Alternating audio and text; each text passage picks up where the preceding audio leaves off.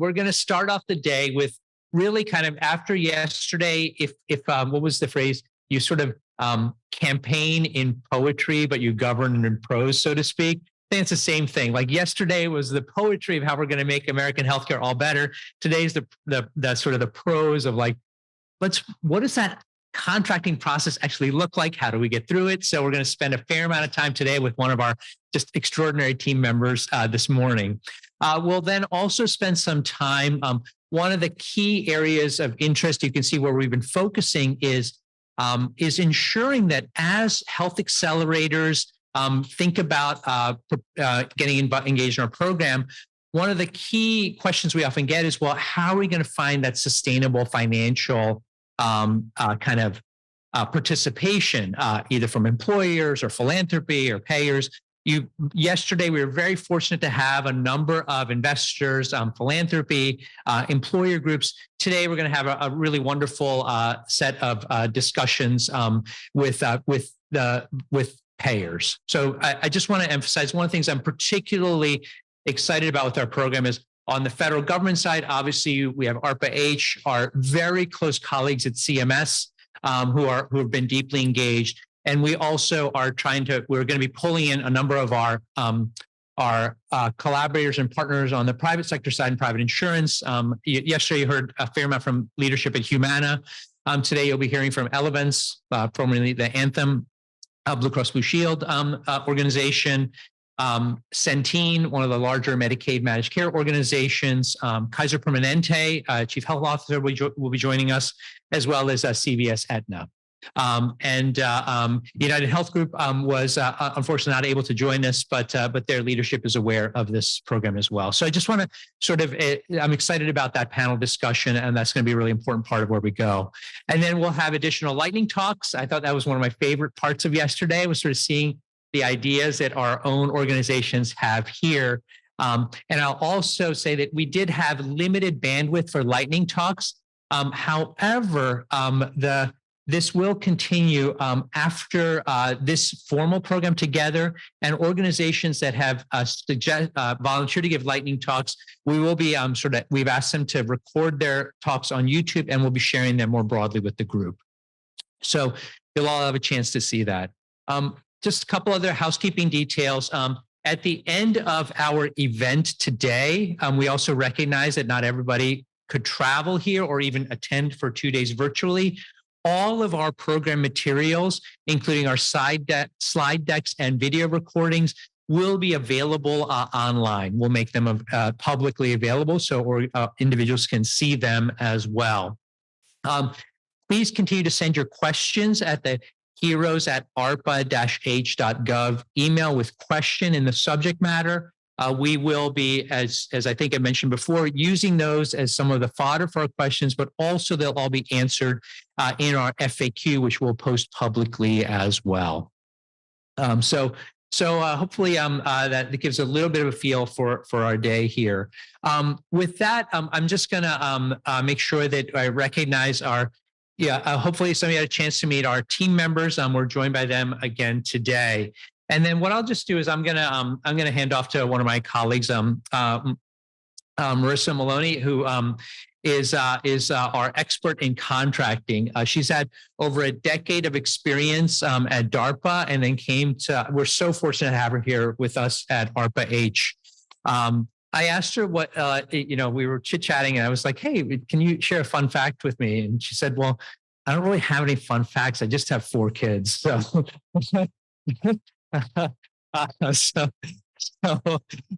But with that, one of the things I'm also want to point out is the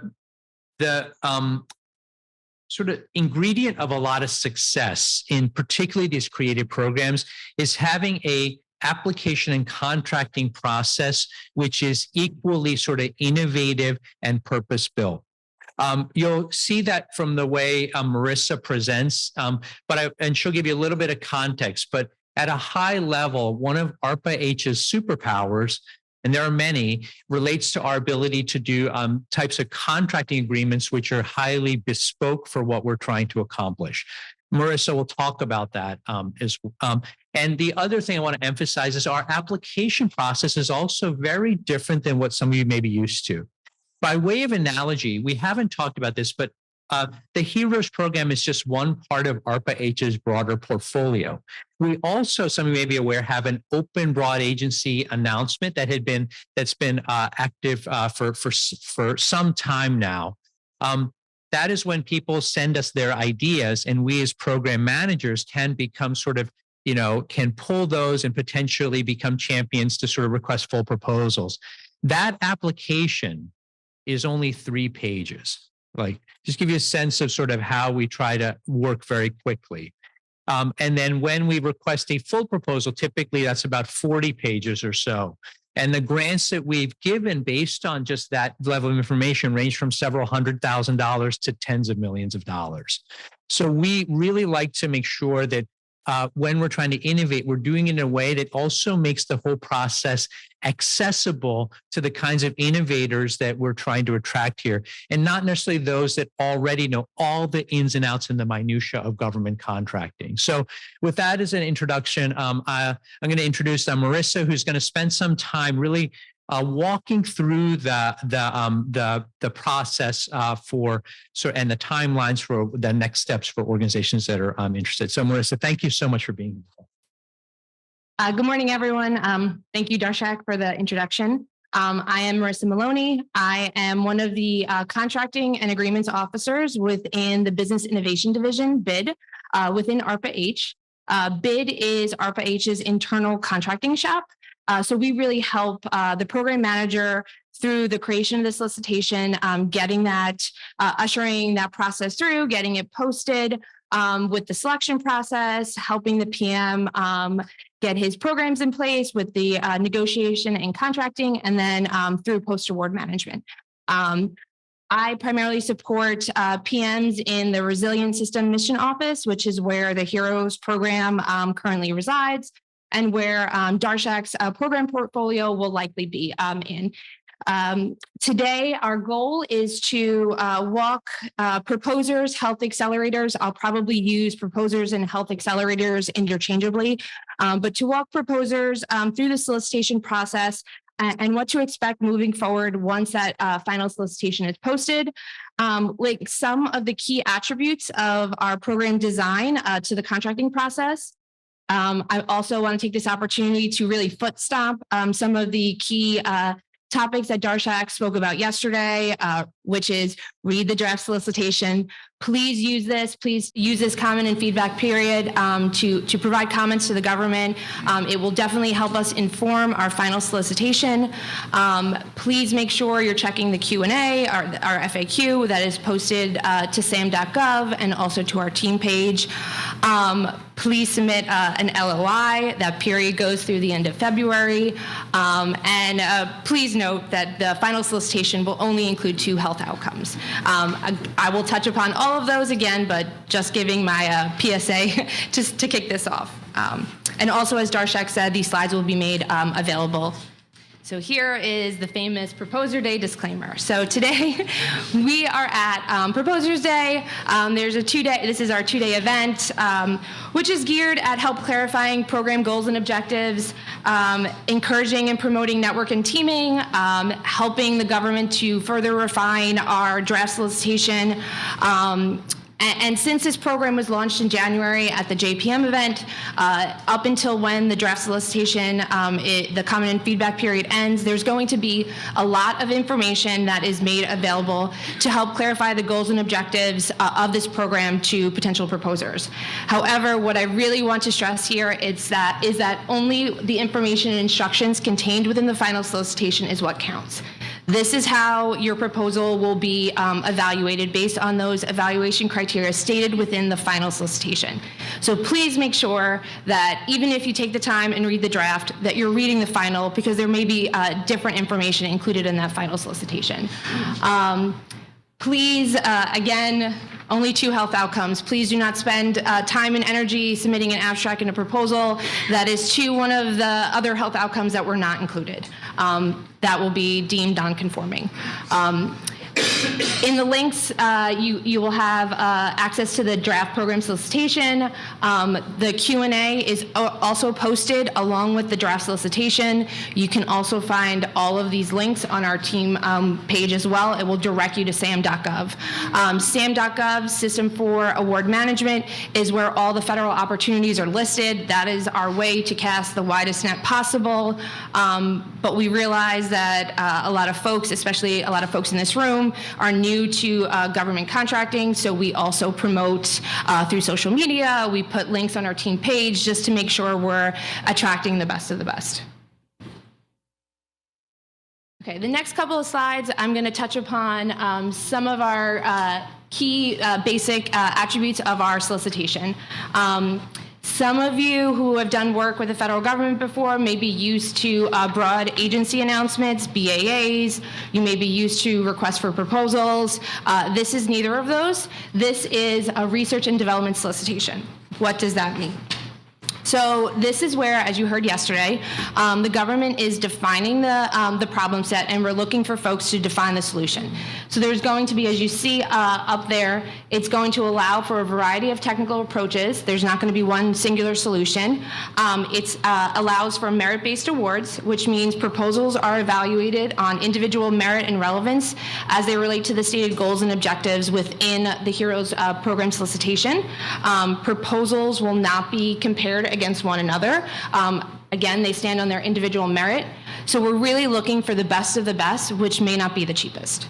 And also, if you're used to kind of RFPs and BAAs, here with this R&D solicitation for the HEROES program, we're really stripping away all of the FAR, federal acquisition regulations associated with procurement type contracts, also all the regulations that are associated with assistance instruments, grants, and cooperative agreements. We're only looking for one instrument type here, other transaction agreements. So this is a really key fact. If you're used to doing work with the government and you're, say, a university, I'm not trying to single you guys out, but I know you operate a lot in the assistance world. We're not looking for you to propose a grant or a cooperative agreement. We're only looking for other transaction agreements, and I will further explain what that means. Okay, so as I just noted, the resulting awards will be other transaction agreements. What does that mean? Really, an other transaction agreement is anything other than a FAR-based procurement contract, a grant, or a cooperative agreement. I will further elaborate in the next couple of slides on other transaction agreements. We're looking to award multiple awards across 2 health outcomes. All conforming proposals will be evaluated in accordance with the evaluation criteria laid out in the program solicitation. And we're looking to make awards in 2 performer buckets. You probably, if you've read the draft solicitation, you've seen reference to PHAs and AHAs. So that is ARPA-H funded health accelerators and participating health accelerators. What does that mean? AHAs and PHAs have one similar quality. They're both eligible for the fixed price portion up to $600K. So what does that mean? That means this fixed price portion is associated with the scope of work for your reporting requirements. So telling us how you're doing, your success to date. Those are all of the deliverables that you currently see in the solicitation. It's for attending the key HEROES meetings, our annual symposiums. It's for submission of the final report. So that's the scope of work associated with the fixed price piece. If you're used to doing cost reimbursable awards where you can invoice monthly, this is going to be fixed prices portion because it's very small and it's going to be milestone based. So what that means is in the final solicitation, you'll see a list of milestones with exit criteria, with deliverables, with due dates, and with notional amounts. So you get an understanding of the scheme that we're putting forward. We're not going to ask you for ease. We're not going to ask you to propose milestones back to you. We're going to provide them to you so you're fully aware of what we're expecting. We're really trying to be transparent and streamline this process so it's as easy as possible for such a complex program. So every AHA and PHA will have this fixed price milestone-based component. You'll get paid upon the successful completion of a milestone, and that's when you can invoice for payment. Now for the AHAs, those are the ones that are eligible for the rewards payments, up to 15 million for outcome improvements over the 3-year period of performance. I will go into further detail about kind of the distinguishing factors that make somebody an AHA or a PHA, but I really encourage everyone to read the draft solicitation, let the team know if that doesn't make sense to you, if what we're laying out there is confusing, so we can work to kind of refine that moving forward. The next quadrant, we're going to talk very briefly because I know we've spent a lot of time yesterday and Darshak will continue to explain today. And I am not the expert in this field, the payments, outcome buyers, and investors. So payments will be based on the magnitude of improvements obtained, and you will be eligible for that 15 million over the 3-year period of performance. Outcome buyers, ARPA-H is the first outcome buyer. We're looking for health accelerators performers to kind of come to the table with matching commitments. Ideally, we're looking for that 2-to-1 match. And then investors are the funding that needs to be kind of secured, or you need to either have that in-house to finance the proposed technical solution that you're putting forth to ARPA in your proposal. The next slide, we're going to talk about the rewards pool, and then we're going to talk about the payments. So when you're looking at the solicitation and you currently see the targeted total rewards pool of 45 million, that's inclusive of the ARPA 15 million contribution and then the match of 2-to-1 that we're ideally looking for. However, the funding from ARPA-H will not be commingled with any outcome buyer funding or reward payments that you secure. So when we're talking about this, we're kind of thinking globally. Ideally, if this is the fund, the match you secure, then this would be the total reward pool. However, it's really key to note that, and if you are a health accelerator, and you are receiving the reward payments, the only thing that will be paid out under your ARPA-H other transaction agreement will be the ARPA-H funds. So we're not going to commingle the outcome buyer funds that you secure. Those will be separate arrangements that you have to negotiate on your own. And then once the ARPA-H payment is exhausted, as Darshak noted yesterday, all future reward payments will come from the additional outcome buyers. This I'll probably breeze a little through because I know we talked about it extensively yesterday.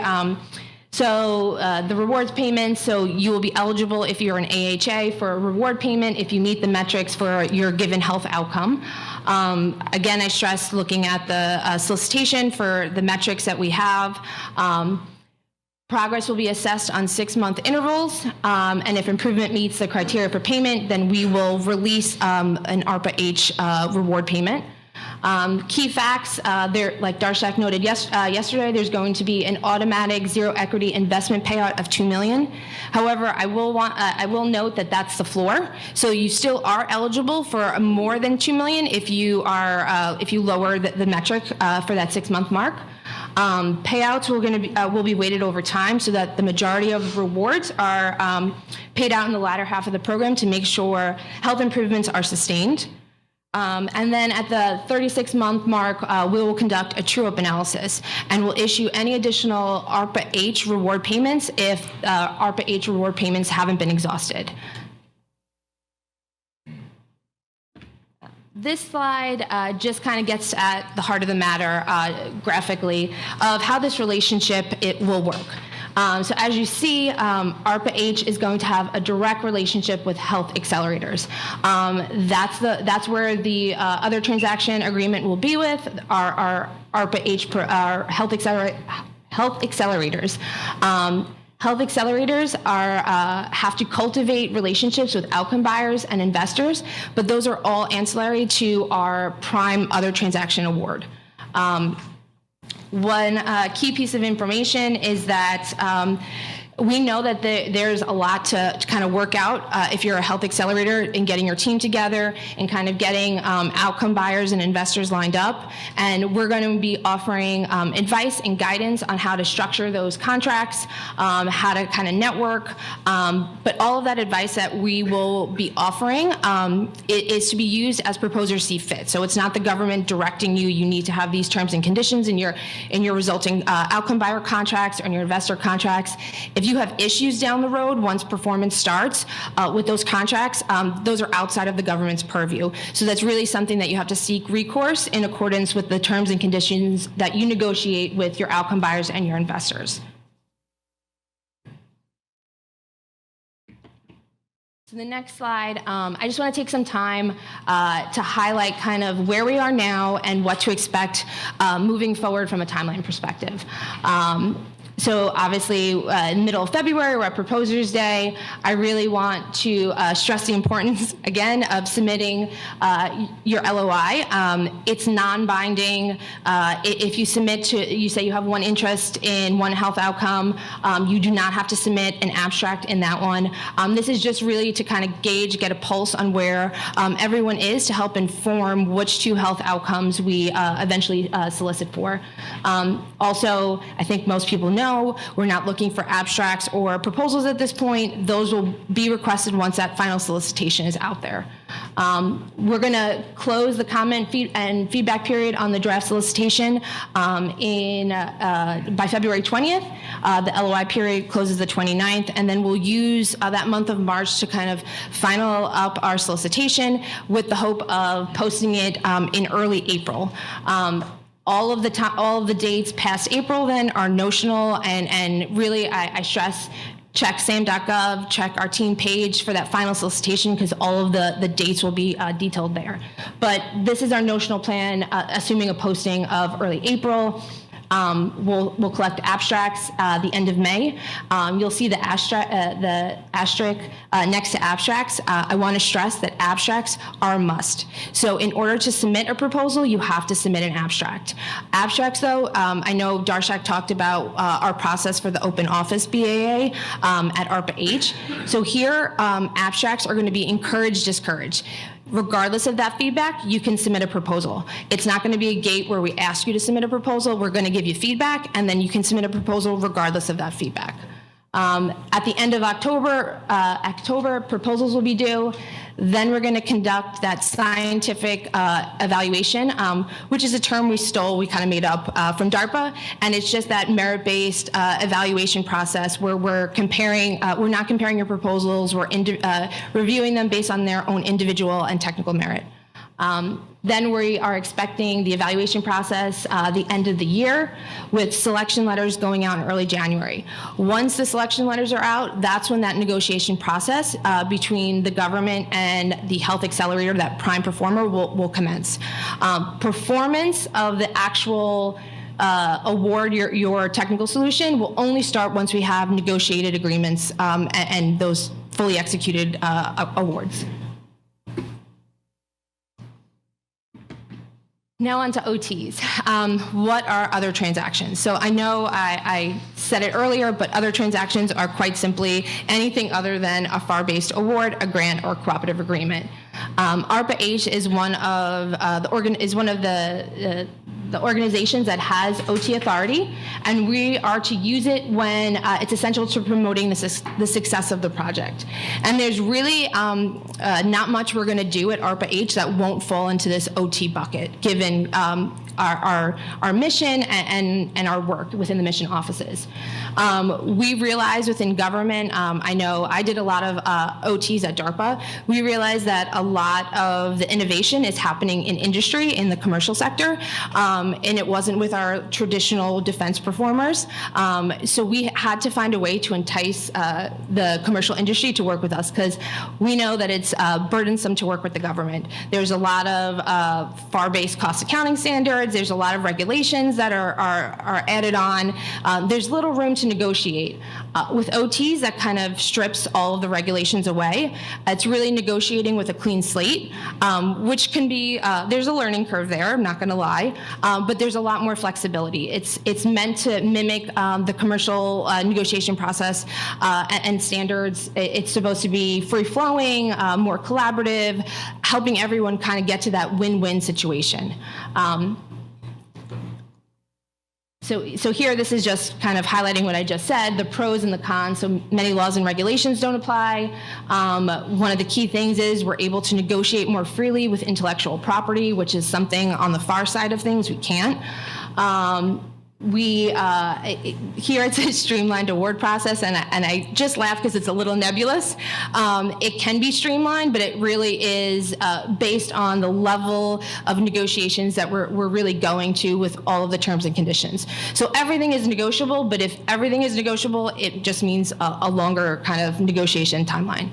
And then, like I said, there is a little bit of a learning curve, so it can be intimidating. It can get a little litigious if you get a lot of the lawyers involved. It also is a little intimidating if you're a small business and you've never worked with the federal government. But we're not out to get you. This is really collaborative. We're working to understand kind of the issues that you have and you're bringing to the table. And I really want to understand the intent of what the concern is so that I can work to mitigate it and we can kind of frame those terms and conditions around the issue that you're presenting forward. The next slide, we're just going to talk quickly about the process overview, as I know this will be different than some of you may be used to. Like I said, abstract submission is a must. So please remember that. I would hate to get a proposal that is exceptional and have to tell Darshak that it's non-conforming because we didn't get the abstract. So the idea here with the abstract is that we understand that there's so much that has to be, so much has to fall into place, that we really want to review that so we can give you feedback and kind of guide you before you spend time and energy submitting that proposal. So this is really to your benefit. The abstract is a synopsis from a tech and budget perspective. Content and submission instructions will be included in that final solicitation. We will be including template documents to really walk you through what we're looking for to really streamline it. So any of the proposal prep that you're kind of seeing in the draft solicitation now will be moved to those templates so that hopefully it's just a lot easier to figure out what we're looking for from a content and instruction standpoint. So I really encourage you to use those templates because it will help and it will speed up our review. I also note that we're looking for one submission per outcome geography pairing. So if you're interested in more than one health outcome, submit 2 abstracts. Just don't combine it in one document. And like I said, there will be discourage, encourage feedback. So regardless of that feedback, you can still submit a proposal. And I'll note that if you get discouraged feedback, we won't just say you're discouraged from submitting a full proposal. We'll give you comments on why we feel that way. We may not do that if it's encouraged. We'll have to see how many abstracts we get. And then after that, we're not going to do informal feedback sessions to further clarify kind of the intent there. But if you do have questions on the solicitation, continue to use that Q&A process. That will continue throughout the draft and the final solicitation. So we'll still talk to you and answer questions that way. Next, the proposals. So all proposers who submitted abstracts can submit. Again, content and submission instructions will be included in that final solicitation. We'll be using templates. Again, we're really working to make sure that those templates are as clear and streamlined, given kind of the program goals and objectives, making sure we only ask for, from a price perspective, the level of details that we absolutely need. We're not going to ask for everything. We're going to be issuing or attaching spreadsheets to use to show us your buildups and giving detailed instructions on what we're looking for each piece. So, you know, for the fixed price piece, this is the level of detail we need. For the proposed technical solution, we still are going to want to see some level of detail, even though the government is not financing that piece. But we want to see that so that we can kind of marry it up with your scope document and see if that kind of makes sense. Lastly, we will also be posting a model OT agreement with the final solicitation. There's instructions currently in the draft. I don't really envision those changing that much, which give you guidance on what we're looking for. So when we provide that model OT, we're looking for the proposal community to look at it and to provide comments and feedback through comments. Don't just redline it. Give us a comment bubble that tells us why you want this change so that we really understand the intent. This will drastically speed up the negotiation process, because once you get that select letter and negotiations start, I don't have to then issue you a model OT and ask for those comments. I already have it at this point, so we can hit the ground running. The next, once proposals come in, we'll evaluate and select. Again, the government will review each conforming proposal against the evaluation criteria within. We'll make that designation of AHA or PHA at that point, and we have kind of some criteria for how that designation is going to be made. As you see here, based on funds raised and the level of commitment, matching funds obtained, and kind of geographical area of focus. Again, if any of that doesn't make sense or you need further clarification, please use the comment and feedback period time now to get us those comments. The next two slides are just touching upon the evaluation criteria. Again, I don't necessarily think these are going to change much, so I would definitely take time to review these. They're listed in order of descending order of importance. I would pay attention, usually if you've worked with ARPA or DARPA, these are kind of the first two are kind of the usual suspects with some hero-specific content laid in. I would pay attention to the last one as well, the value and financial sustainability, because it'll really give you a good snapshot of where our head's at for the level of detail that you will eventually be we'll be looking for in that final solicitation. And then just some final guidance. I know this was a lot. Just some key facts. Make sure you monitor SAM.gov. If you don't want to monitor SAM.gov, monitor our team page. That's where all of our updates to the solicitation will be posted. Our Q&A will be following the draft solicitation, and then the Q&A for that is associated with the final will be following the final solicitation. Make sure you're conforming to all requirements. So there's not going to be a lot of musts in our solicitation, but if you do see that, please make sure you kind of pay attention to those, because those are a key indication of things we're really looking for. Use the template documents. Like I said, they really speed up the government's review of the proposal submissions. And lastly, this is, I hate when we're in this bucket, but if you don't conform to the proposal instructions, you'll be deemed non-conforming, and we won't be able to review your proposal. It can't be selected for award. That usually doesn't happen, but what I've seen in the past is submitting a late proposal past the deadline. I really hate to be in those categories, so just make sure once that final, you're really monitoring all of the dates. On the right-hand side, just important information. I know I sound like a broken record, but get that LOI submission in. It'll really be helpful to Darshak. Use the comment and feedback period for the draft solicitation. And then here are links, if you don't have them, to our team page and to our Q&A process. And that's all I have.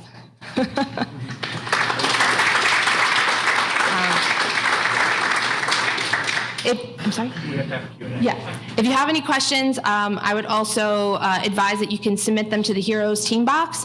That's a great way, because usually if one person has a question with the solicitation process, most do. So that way we can kind of submit a formal response so everyone can see. But if there's questions now, if we have time, we can. Okay. Any you would like to help and maybe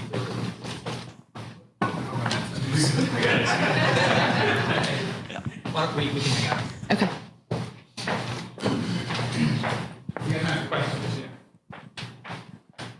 Hey, Melissa, great job. Kyle Broughton with Parsons. So a couple of questions. The first one, just you mentioned that there would be basically the $2 million milestone and then a series of 6-month 600K. So a total 5 million of milestones and then 15 million reward. Is this on?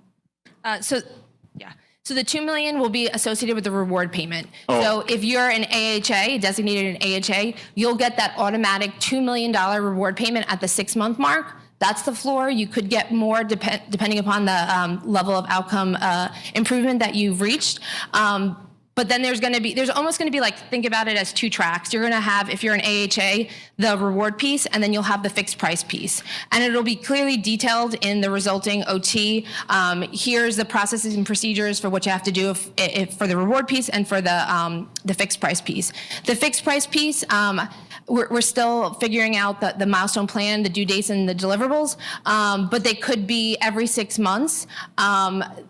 If it coincides with a key, we usually like to tie it to key technical events. Here, it's going to be like the submission of key deliverables and attending key programmatic events.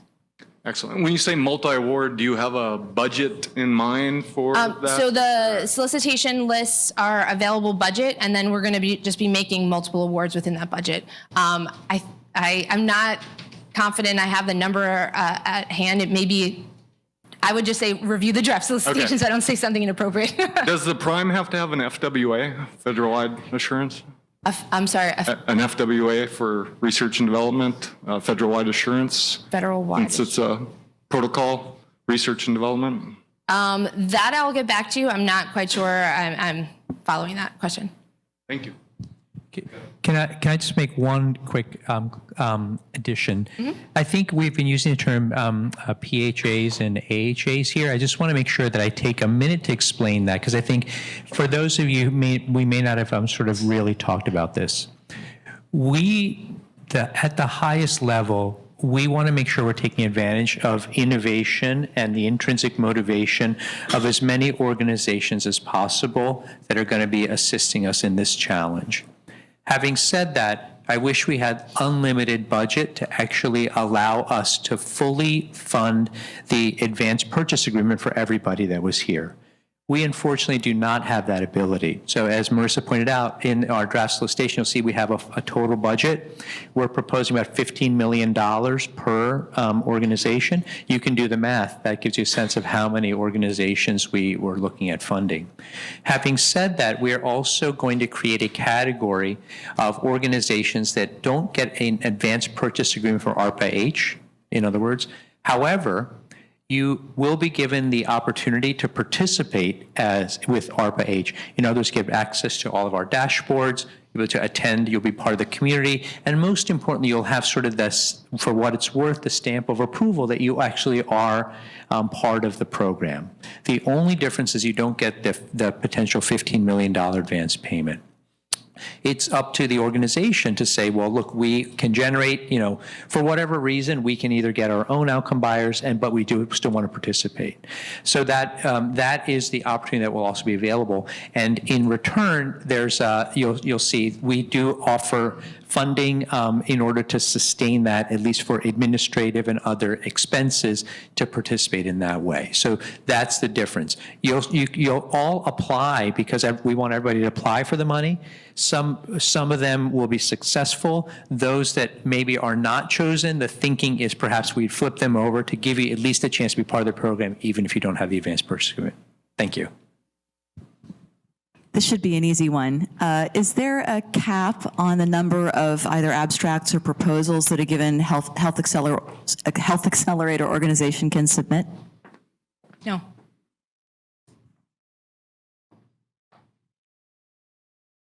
There's also some language too. If you're trying to kind of play in two different arenas, be a health accelerator or an outcome buyer, there's language on kind of some stipulations. So again, just encourage you to check out the draft solicitation.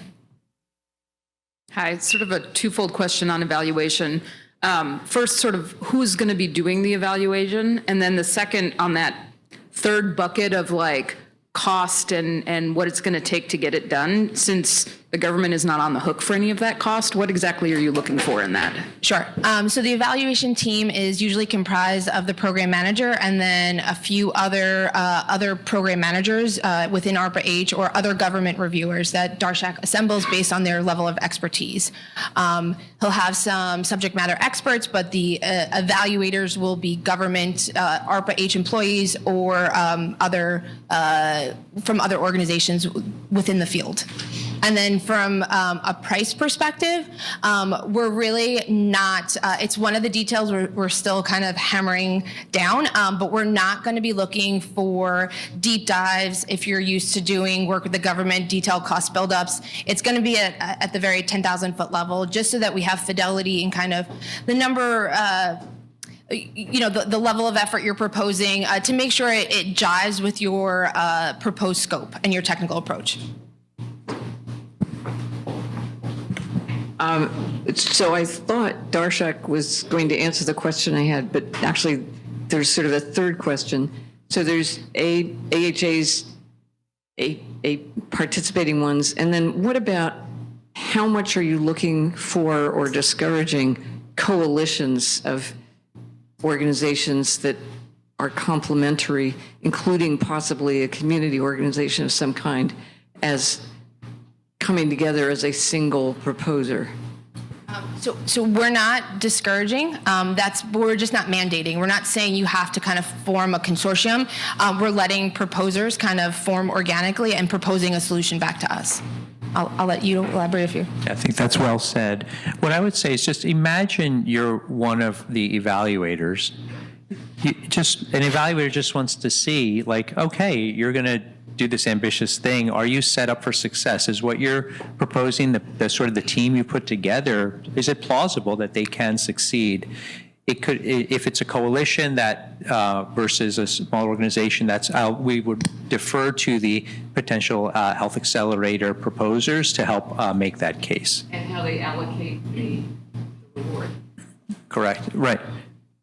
I'd say if you just imagine we're all humans on the other side here, and just like, I think in general, when in doubt, common sense.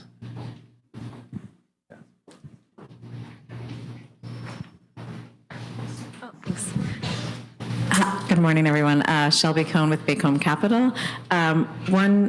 Maybe two questions. One is around the $2 million zero equity. Is that, just wondering if that's basically just a grant that you're giving and what the zero equity means? And then the second is, if assuming that folks are borrowing money up front to do the work and then the reward money is coming in later, is there anything that prevents them from using the reward money to cover the cost of capital or the interest? Thank you. It's my understanding that the reward payment it's yours, so you use it as you see fit, and it's not going to be a grant. It is just going to be part of the payment structure under the OT. So at that 6-month mark, we're going to have a mechanism that just gives you the $2 million as the floor, and maybe you could get potentially more, but that will just be almost like a payout. So that was our way of kind of describing that we know that this is hard and there's going to be a lot of work that you have to do to kind of get up and running. So just to show that we're in it together and we're trying to make this as successful and sustainable as possible. The term zero equity just seemed to have like a businessy feel to it, which we thought was good.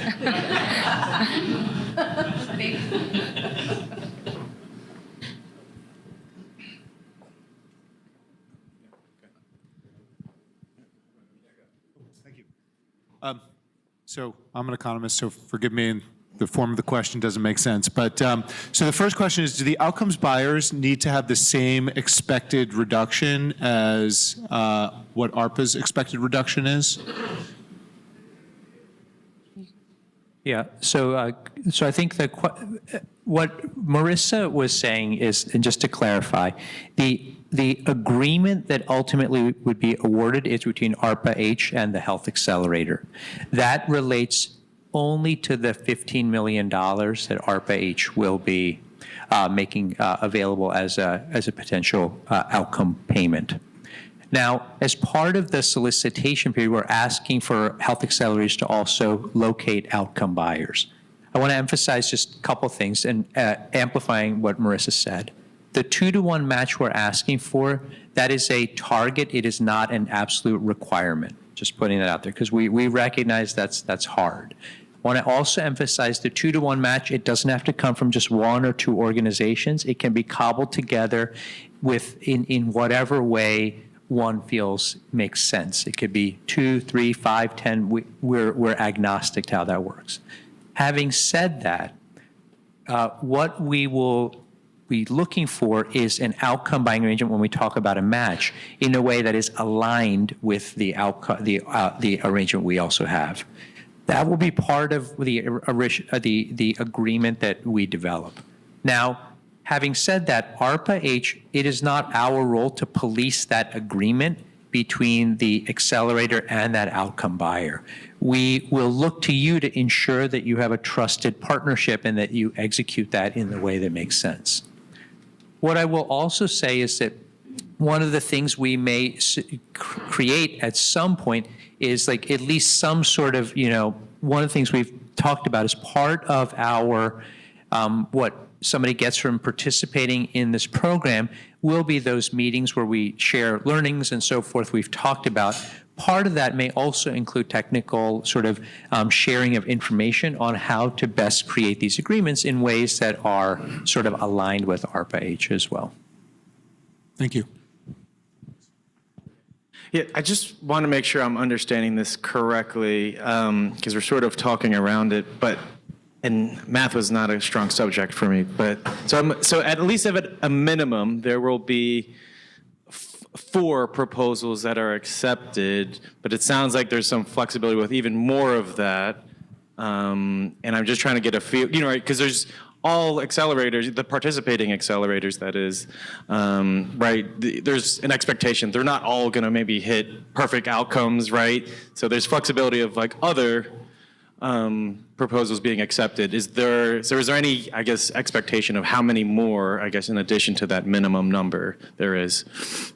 So Darshak has a fixed budget, and he has to operate and make selection decisions based within the availability of budget. So that gets back to that merit-based evaluation process, where evaluations will, evaluators will look at your proposal, your proposed technical solution against the evaluation criteria, and there may be some people that are evaluated and very similar, but Darshak, as the program manager, makes kind of a decision based on his program portfolio, based on the availability of funding. So we would love to fund everyone, but we have to operate within that fixed budget. Right, but am I correct in saying, like, at least there's a 4 as the minimum, right? Okay. I would just say, for what it's, just check that math just a bit. If you just look at the total budget and then the approximate amount we're saying, we're being intentionally vague because we haven't released those final numbers, and we don't do that. But just take a look. I would just say 4 is not the same math I have in my head. Oh, what was that number then? I'm serious. It's in the draft solicitation. Yeah. Yeah.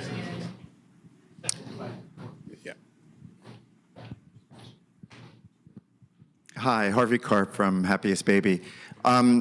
For the matching, does it have to be obtained at a certain point in the process? Could be obtained before the launch? How does that work?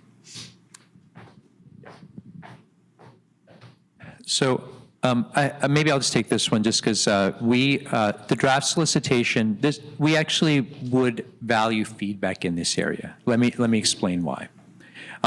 We recognize that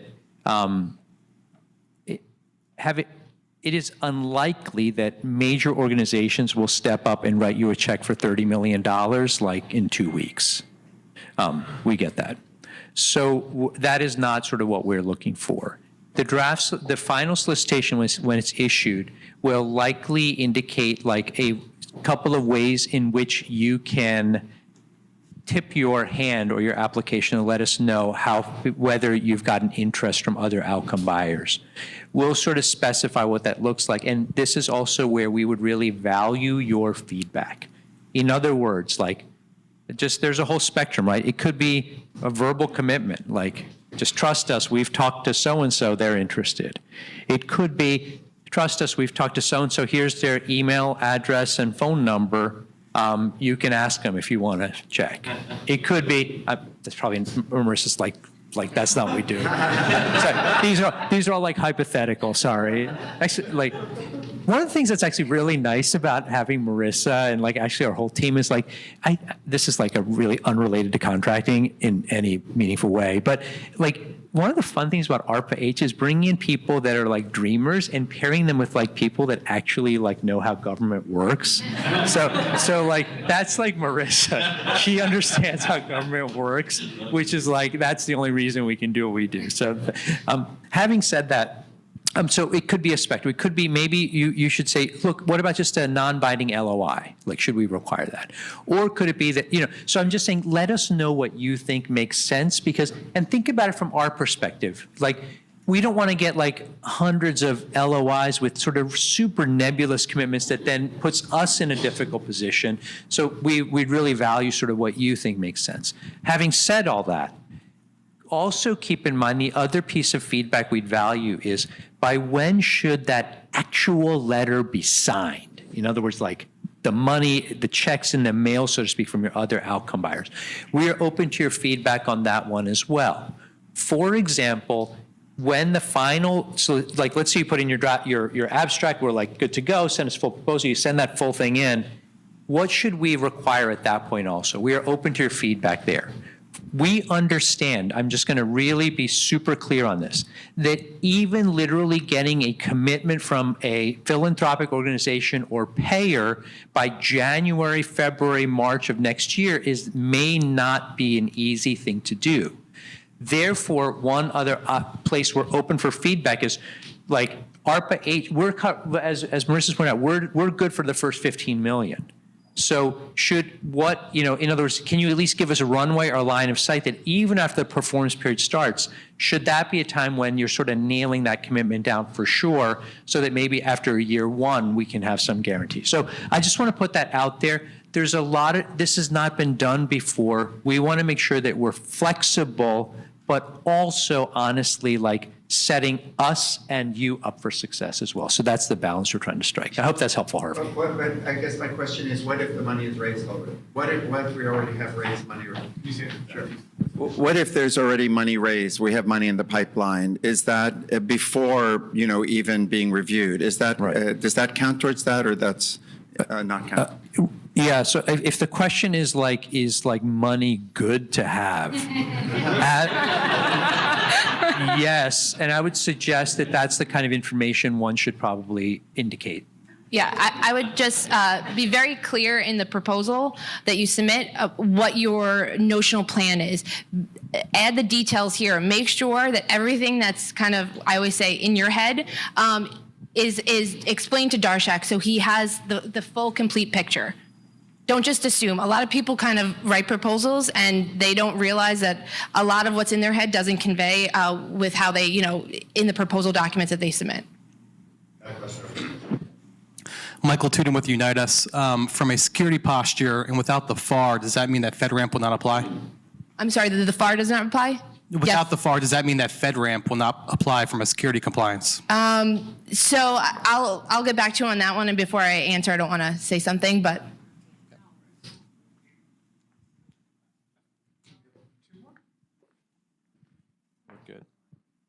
Mine will be quick. Good morning, Maya from May. I'm inferring something based on what you're saying, and I just want to say it out loud to just confirm I'm thinking about this in the right way.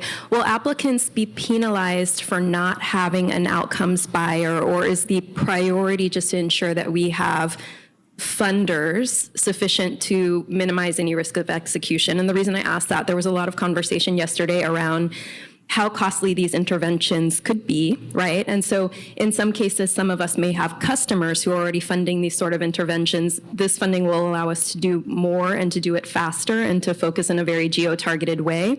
Those funders may not be willing or able to commit to us another 15 million in upside, right? And so I just want to understand from you, is the goal to show an outcomes buyer, or is the goal to just ensure that we have dollars available towards execution and that execution risk itself would be minimized? Sure. So, yeah, I think what you're pointing out, that's a great question, is there's a slight difference between the at-risk investors and the outcome buyers. In other words, let's say you have an organization who's really committed to your company or concept, and they're funding you because they think you're doing a great job. That is fantastic. We love to see that. What the Heroes program is focused on is not only that piece, but like who's that customer going to be that actually will pay for the services you're delivering, which is the outcome buyer. So it's a critical difference in the at-risk investor, which is what I elicit you're referring to, versus the person who's actually going to purchase the outcome that that company will then produce. It is really important to our programs we've talked about that we have that pathway to sustainability. In other words, we're ideally not acting as just a grant-making organization. The money goes away in 3 years. We hope for the best. So we will be preferencing applications where you demonstrate an outcome buyer. I think we're at time because we don't want to cut off our lightning talks. So Marissa, thank you. And then if there are other questions, please just add them to the Heroes at ARPA-H.gov email box. I'd just like to invite our panelists up for our next panel, our payer panel, if you don't mind. So that's Sri, John, and Lance. And Bashara, our colleague, will be joining us virtually. We're super excited. Well, first of all, thank you all so much for taking the time to be here. This is, it's so kind of you to join us.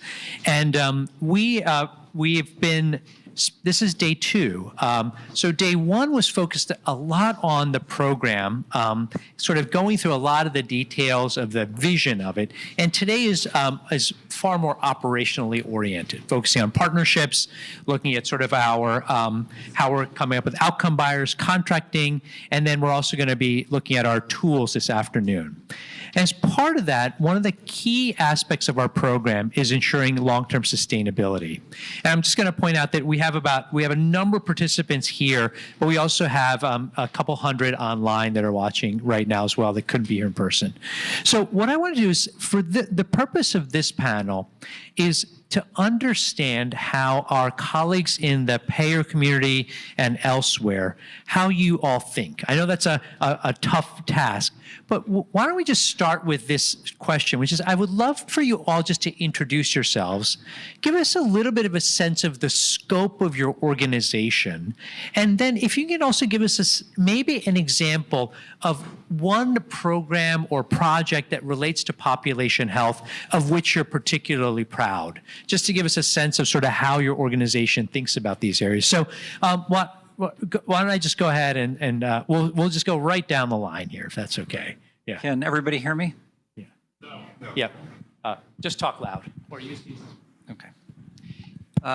Good morning, everyone. I'm John Kalin from Centene Corporation, and I'm going to throw out a lot of my prepared notes that I made because I luckily got here to hear a lot of the lightning sessions and just amazing innovation and energy. So let me tell you a little bit about Centene, and I want to, and I read your really thoughtful article that you all published about Heroes, and maybe introduce some concepts about our company. So first of all, Centene Corporation is a very large health insurer that's completely focused on public insurance. So we're very big in the Medicaid managed care. I was very excited to hear the programs that some of you are talking about in that space and the birth area in particular. We have about 14 million members in Medicaid, and we're in 31 states, so very large presence. We're actually the largest in that space. So much of what you're talking about earlier this morning kind of resonates with some of what we're doing. We're also very large in the marketplaces, the so-called Obamacare exchanges, and that's really important, not just from a coverage standpoint, but also from a continuity standpoint as we see people move from Medicaid during this wind down into other coverage. And then lastly, in the Medicare Advantage space, you know, one of the themes that the U.S. government and CMS is really stressing is the so-called 3 M's, you know, the Medicare, Medicaid marketplace covering well over 100 million people. How do we better coordinate across those programs? And the one example I'll provide, and then I want to talk about some of the observations later because you've triggered so many thoughts in my mind here. But our company is really very uniquely locally focused. So when you hear the company Centene, a lot of people haven't heard of us because we brand our local health plans very locally. So we're Sunshine Health in Florida, we're Peach State Health in Georgia, and we're doing a couple of really exciting things with community-based partners. So I saw some colleagues from the upstate New York area. We've got a big program with the Urban League in Buffalo that's not just health-oriented, but also developing workforce and other community skills with this organization, capacity building. And then a big program in Texas where we're developing a community health center that would be a hub for not just healthcare services, but it would be behavioral health and life skills as well. So those are some of the things. And when we transition to further discussion, I want to sort of reflect on what I heard this morning, but I'll stop there and turn it to my colleague. Thanks so much. Are you able to hear? Yes. Okay, perfect. So hello, everyone. My name is Sri Chagachuru. I am an internal medicine physician practicing in Boston, but I'm also the chief medical officer for CVS Health, and really excited to be here. And congratulations on launching Heroes. It's just a fantastic program, and the excitement here is just off the charts. So let me tell you a little bit about CVS Health and an exciting program that we've invested in. So CVS Health, the way to think about us is an integrated health solutions company. We have a number of different units within our company, which provides health benefits similar to Centene across those multiple markets, Medicare, Medicaid, the individual markets, commercial. In addition, we have CVS Caremark, which provides drug benefit coverage for individuals across America. And we have CVS Pharmacy. And 85% of Americans live within 5 miles of a CVS pharmacy. So we're deeply embedded into communities. And 5 million individuals come into a CVS location every single day. We have a relationship with 1 in 3 Americans, 100 million individuals across the country. So as we think about improving healthcare, we know that there is this national platform through CVS Health, but fundamentally it's about executing it locally. And an exciting program that we have as an example, and I know we're going to talk about a number of other investments in specific clinical areas, but is this program that we call Health Zones. So we have the CVS Foundation, CVS Health Foundation, which annually invests about $250 million into communities. But in Health Zones, what we've done is we've identified 5 communities. Those 5 communities are areas where we're deeply embedded into the community because of our presence, our local presence, as well as our relationships from a B2B perspective between Aetna and Caremark with the employers in that marketplace, as well as our deep community partnerships with social determinants of health and community-based organizations. So we picked Atlanta, Hartford, Fresno, Phoenix, and Columbus, 5 communities. And in those areas, we are addressing both the access to addressing social determinants of health as well as chronic disease prevention measures. So we launched this last year in 2022. We've identified our partnerships in those communities are now driving outcomes, and we can talk more about that later. But that's an example of how do we think about this national company, but then go deep within a location and demonstrate how public-private partnerships can drive improved outcomes in a community. Fantastic. Thank you. Great. Thank you. Good morning. Lance Chrisman. I am the president of the Elevance Health Foundation, and I'm actually sitting in for Dr. Shantanu Agrawal, who is our chief health officer, and he sends his apologies. We're really excited about this opportunity. He really wanted to be here, but when he couldn't be here, he wanted to send his best, brightest, most intelligent, most reliable associate. And when she wasn't available, after they talked to a few other people, then they extended the opportunity to meet. No, in all seriousness, really excited to be here. I represent, obviously, the philanthropic lens side of the house, work for Elevance Health. which is we have about 120,000 employees serving well over 40 million, quickly approaching 50 million members. As far as a philanthropic footprint, I think I checked today, we have about $101 million in open community activity partnering with nonprofits across the country to address health-related social needs. And I'm going to give some examples here shortly. But I come at this with a little different lens.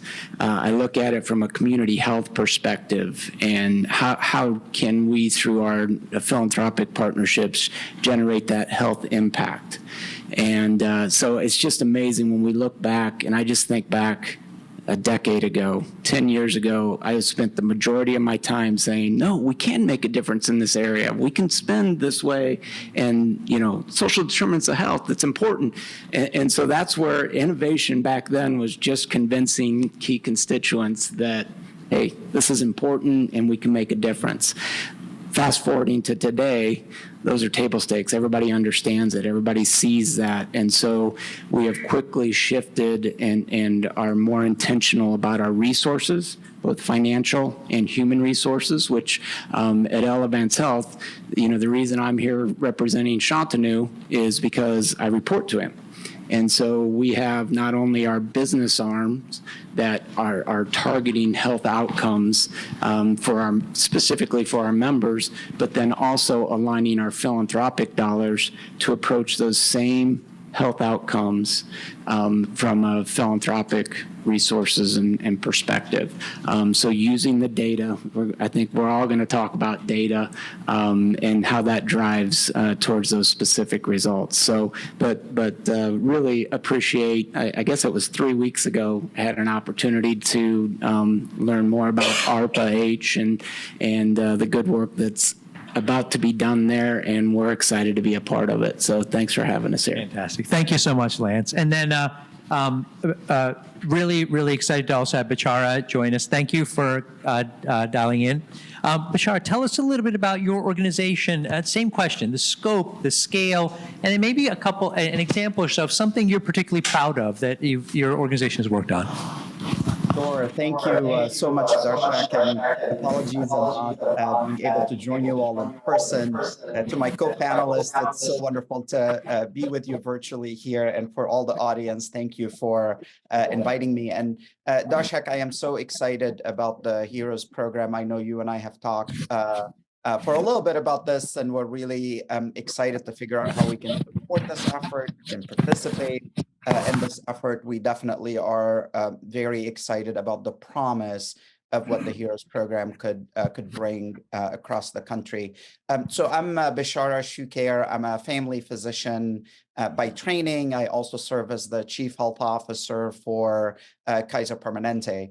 I think most of you are familiar with Kaiser Permanente. We're the largest integrated health system in this country. We take care of about 12.6 million members that we provide care and coverage for those members. So we do an integrated care and coverage model for those 12.6 million members.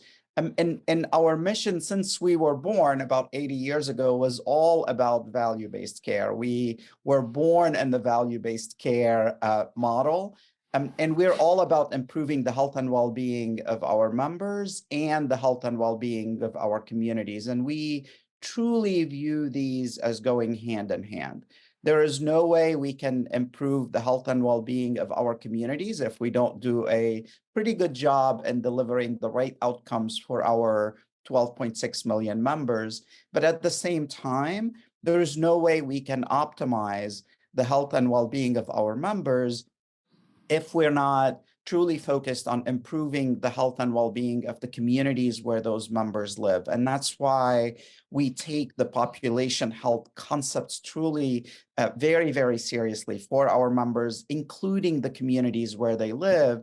And that's why we invest nearly $3 billion every year in our community health portfolio. So I'm really looking forward to talking a little bit more about the specific efforts that we're doing in supporting our members' clinical outcome and how we're integrating that with our community health portfolio. I'm also really looking forward to sharing with this group about our most recent effort with the launch of Risant Health that we've launched back in 2023, in April 2023, where we're working with community health systems across the country, hopefully soon, to be able to work with these health systems to move further upstream, to move more into value-based care and share the lessons that we've learned from our almost 80-year journey in that space, as well as learn from their lessons and their journey towards value-based care. So really looking forward to this conversation. Thank you for having me, Darshak.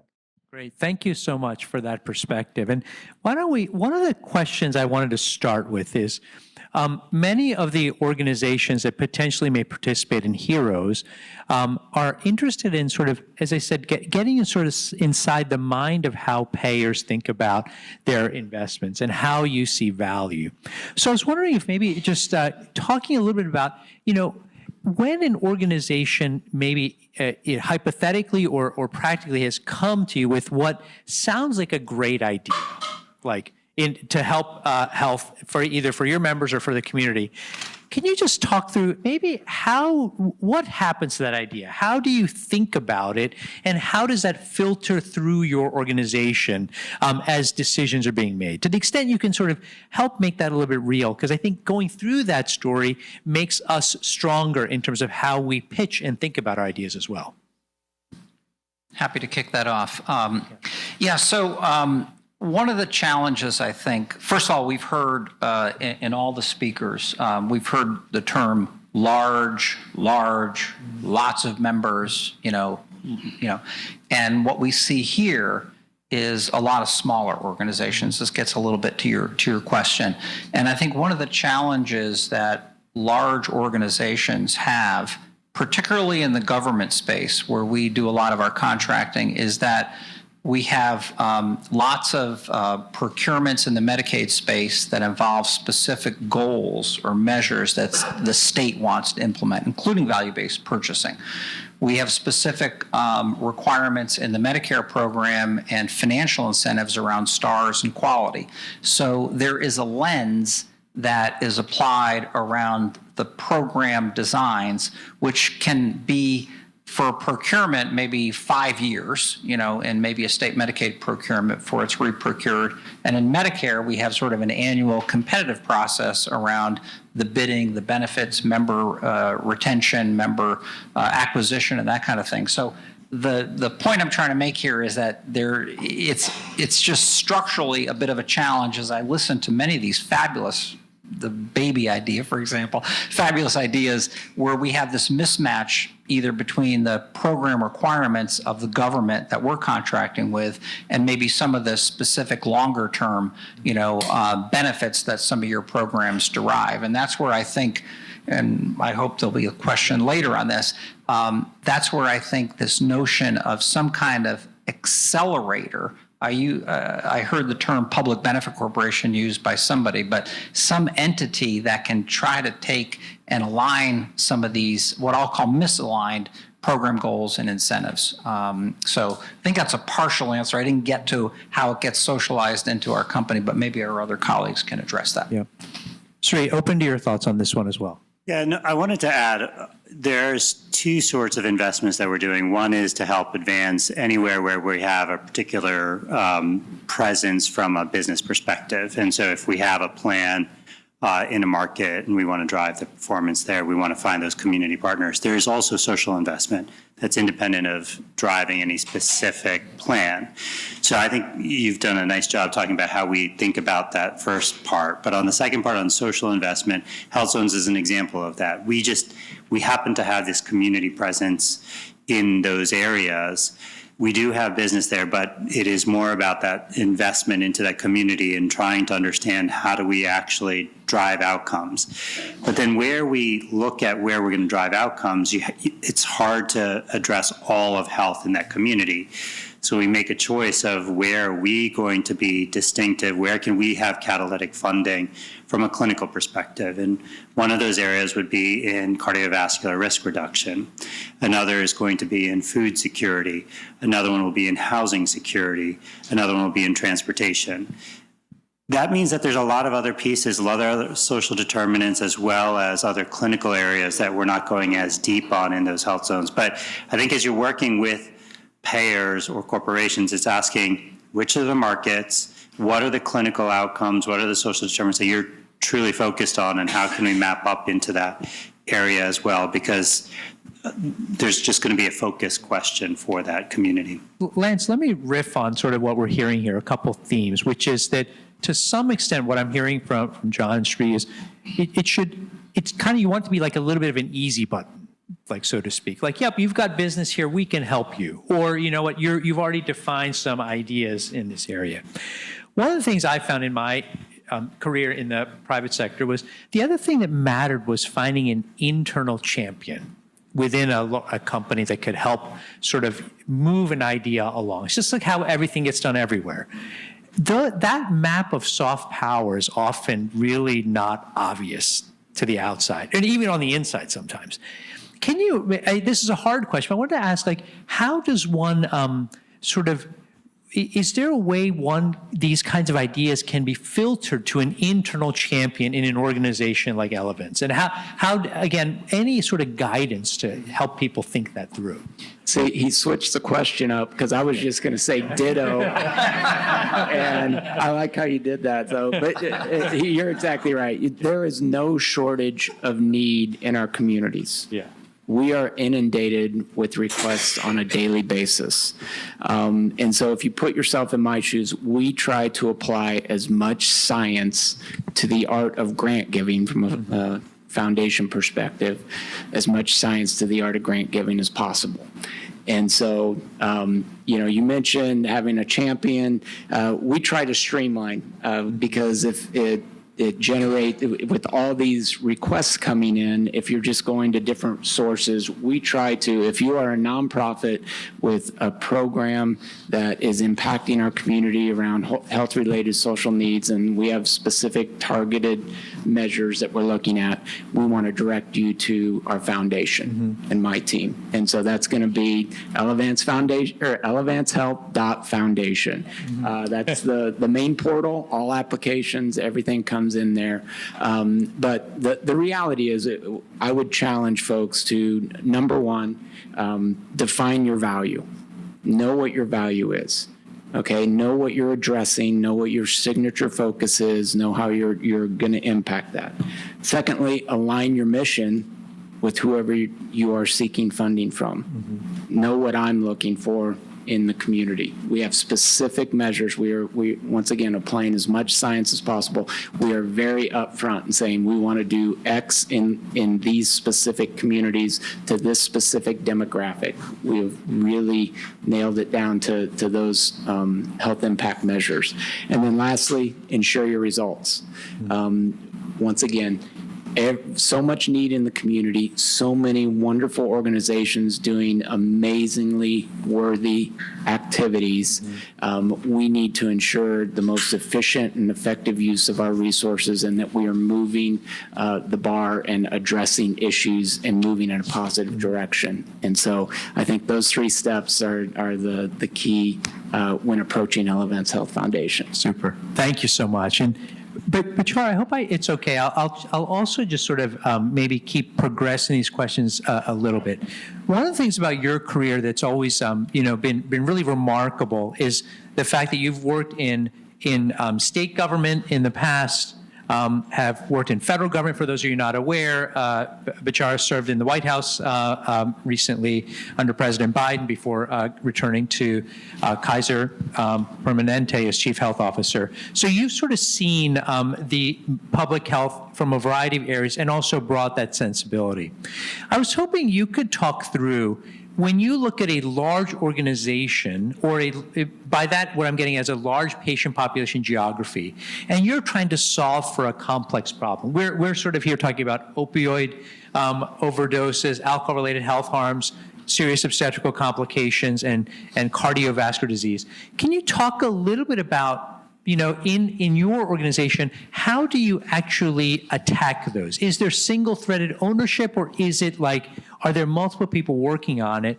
And this also gets back at the question of, if a solution comes to you in some shape or form that could assist with that, how does that get then plugged into that broader strategy?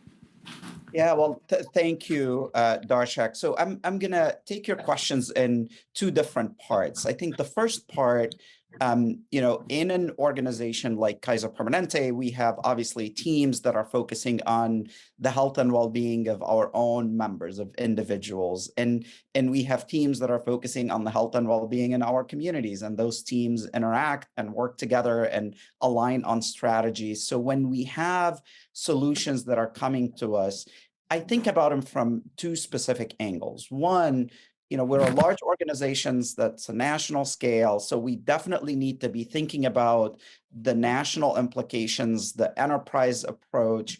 At the same time, we have to be thinking about how is this going to show up in our communities at an uber local level. So figuring out the right balance between the national implications and the local, uber local feel and flavor to that solution is going to be really important.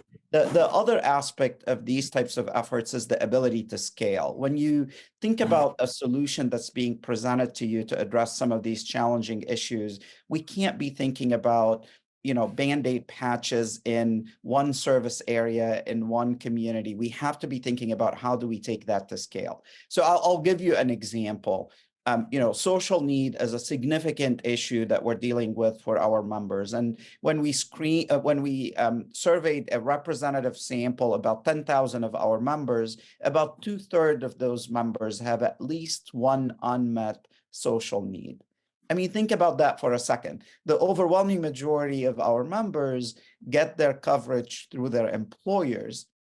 And yet 2/3 of those members have at least one unmet social need. So the way we think about addressing that is, one, understanding the local resources at an uber local community level, but also be able to figure out how to provide a solution that's scalable, that we can roll out at an enterprise level. And that's how we partnered with Unite Us over the last many years to build the largest network of community-based organizations in every one of our communities, be able to roll out an IT infrastructure to be able to connect our care delivery, our health plan call centers, as well as our members and community-based organizations together to be able to support the needs of those members in the communities. So that's kind of like that first part of your question. When we're thinking about the health and well-being of individuals, I think we have to figure out how we find a solution that has national presence, but really with a local flavor to it,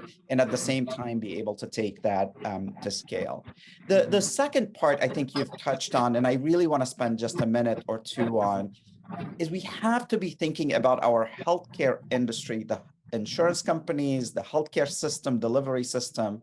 How do we better connect with the public health infrastructure in this country? And just like you said, I spent my career on the intersection between public health and healthcare, and I think we all have realized in the midst of our response to the COVID-19 pandemic that we have serious challenges in the way we interface between the healthcare delivery system, payer systems, as well as our public health infrastructure. So this has been a big commitment that Kaiser Permanente has taken on since I've joined back Kaiser Permanente after serving as the White House vaccine coordinator.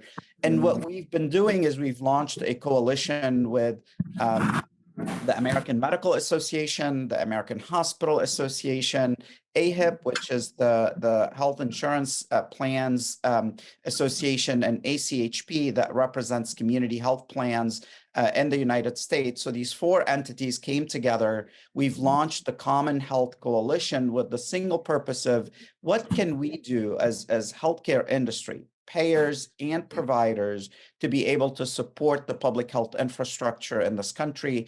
We've identified 4 areas that we have been spending a lot of time and energy in developing concrete, no regret actions on strengthening that interface. We're going to be launching those publicly in the next few weeks, but I'm really excited about that effort. So while it's very easy for us to think about what payers can do, what health systems can do to improve population health, I don't think we're going to be successful unless we fully integrate that in the full continuum of health, and that's definitely include our public health infrastructure. Terrific. Bashar, thank you so much. And I'll go ahead, Sri. It was really helpful to be last in this and to listen to all 3 other panelists. And I just wanted to go back to this question of how do you navigate these large, complex systems and how do you engage with them? What you're hearing from all of us is that there is a highly local aspect to decision-making as well as centralized coordination efforts.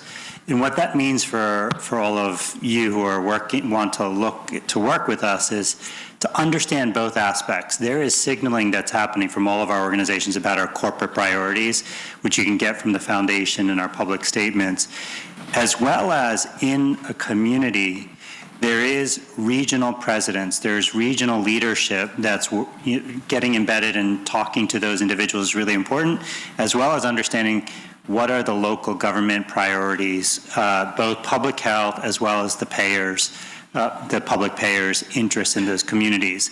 So really understanding both the national priorities of the organization as well as who are the local players and the local surrounding priorities are really important. And getting to know those individuals is helpful. I want to use your term. I'd like to riff off of that, both of those comments. A great insight. So there's a bit of a case study that I'd like to put out there that we're engaged in, and I think it would be good to follow, which is in Oregon. They recently got an 1115 waiver for their Medicaid program. And what they're doing, this gets to how do we coordinate locally on a set of goals, which I think is part of what ARPA is looking to do in HEROES, and how do we build capacity and scale, which both colleagues were just talking about. And so what they're doing there is the vision is to get all these, the managed care plans there are called community care organizations, CCOs, get all of them aligned on a specific set of goals around community health, and then work with these organizations at the local level. So every plan working together with the community-based organizations. So not a plan for Elevance, a plan for Kaiser, a plan for, and it would be one overall approach. And then the second part of this, I think, gets to what I think this audience would be very interested in, and I want to learn more about this post-event, is building capacity in these organizations around billing, data collection, measurement, all those kinds of things. And I was only here for an hour before our panel, and I heard these wonderful discussions that many of you are doing. But in order for these things to really be presented to a health plan, right, and also to actually work, more importantly, we have to have a common set of measures. And what you'll find is a lot of the organizations are so busy serving the needs of the community that they don't have the kind of sophistication these big health plans would have in terms of analytics, actuarial, and those kinds of things. So I think this is a great case study for all of us to follow. Great. Lance, maybe coming back and sort of continuing along this theme of facilitation, partnership. We're hearing a little bit about, developing a little bit of a relationship with the local people, potentially with air cover from more senior sort of centralized leadership. All those are that's useful advice in navigating any organization. What I wanted to do is just click down maybe one more level, and then we'll open up to questions. One of the sort of specific thoughts, at least at the ARPA-H level, was that if we were going to do a population health sort of advanced payment model, we wanted to go first on the federal government side, right? Like, hey, that's the job of federal government, right? Take those risks, develop that pathway and de-risk it for others. And hopefully others will follow. hopefully we'll bring CMS, potentially in the future on board, maybe employers, philanthropy, and ideally also potentially payers as well. The simple math was like maybe an organization would say, hey, let's go to a place where, hypothetically with Elevance, we have a lot of members that without, maybe like, I don't know, 50% of the population is covered with it. And then we're going to sort of do something that hopefully benefits that population.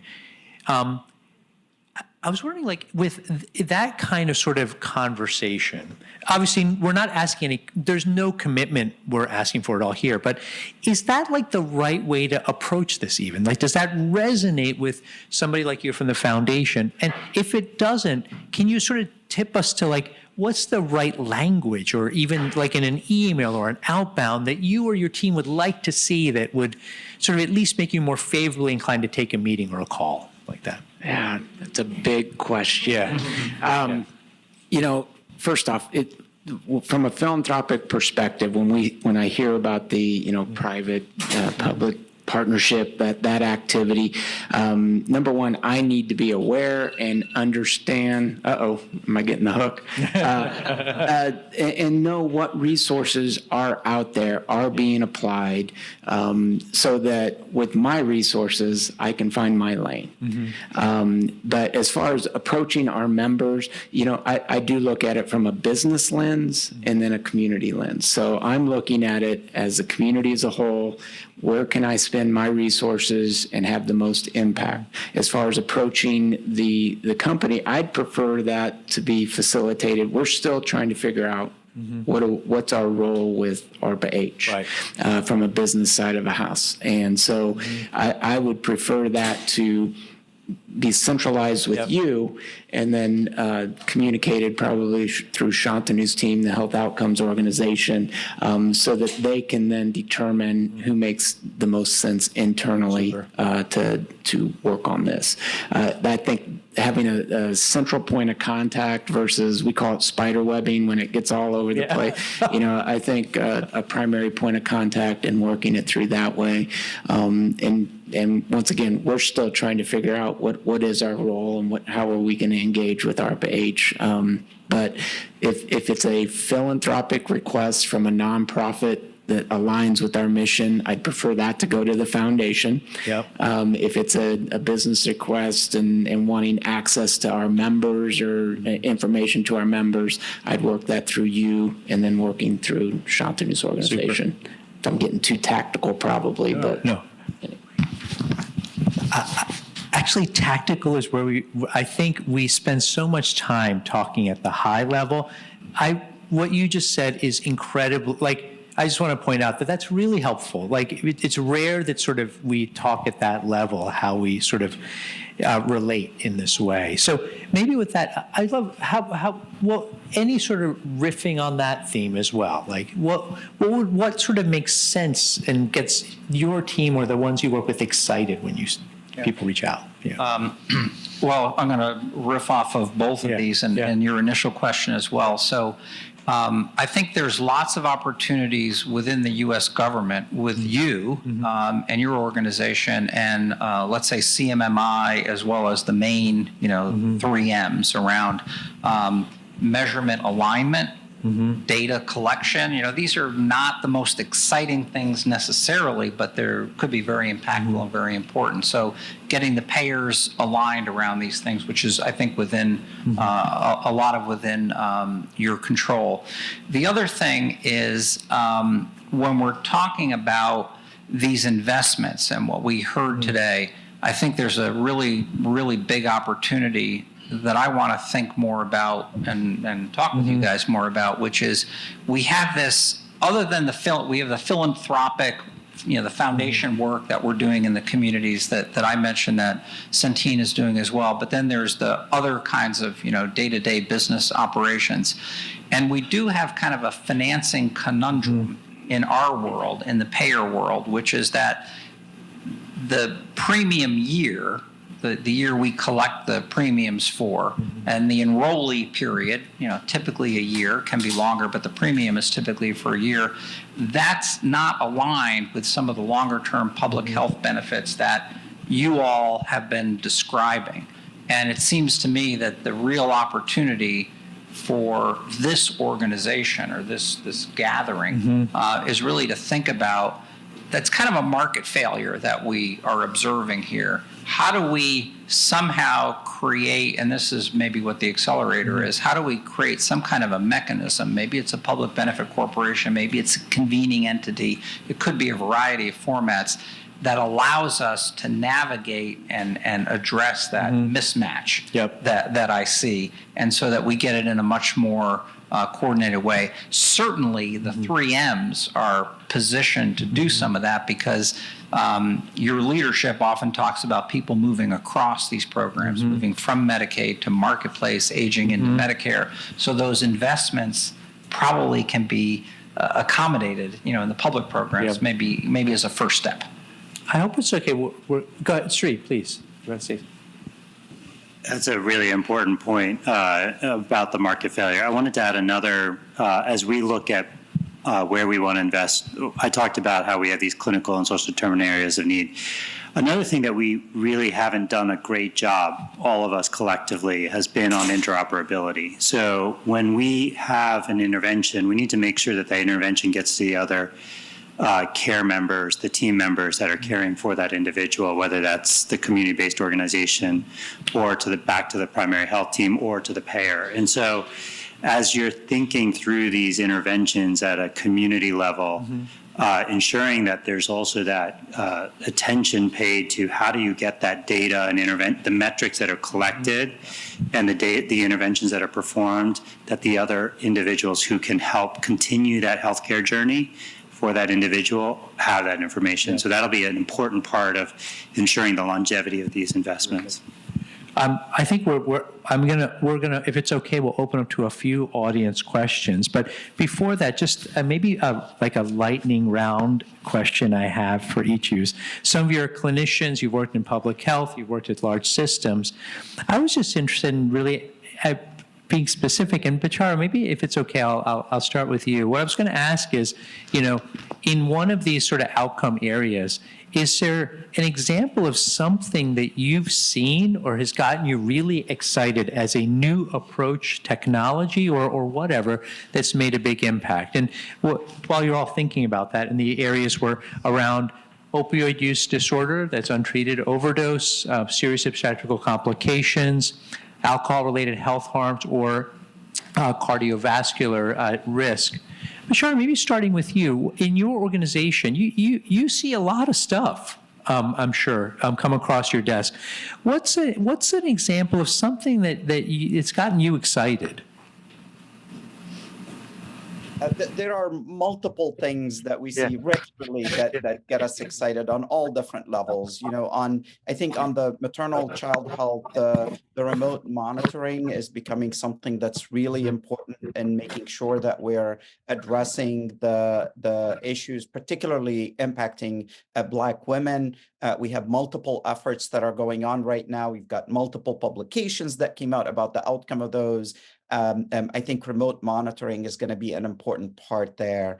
I think an issue that touches actually across all of these four areas is around housing, and figuring out how to connect people to stable housing is a big challenge. And one solutions that I'm incredibly proud of that we're partnering with at a national level is an organization called Community Solutions that has a program that's called Built for Zero that help deploy a evidence-based approach in the communities where they're in, and then they're in about 104 communities or so across the country where they connect. And I'm going to go back to the interoperability concept that Sri brought up, because we can't find solution that just address one tiny problem and then just stay there. You have to connect that to the whole system. So Community Solution come in with a partner with community partners, with multiple partners who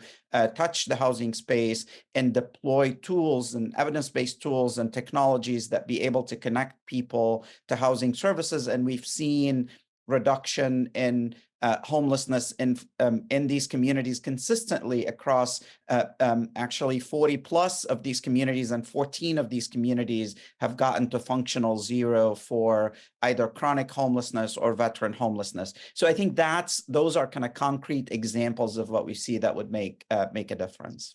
Fantastic. A quick, well, maybe we'll go down the chain here. If you I'm so glad you brought up the housing issue, because I was going to talk briefly about what we're doing in going back to Oregon again, through a substance abuse program that we're working with a local entity.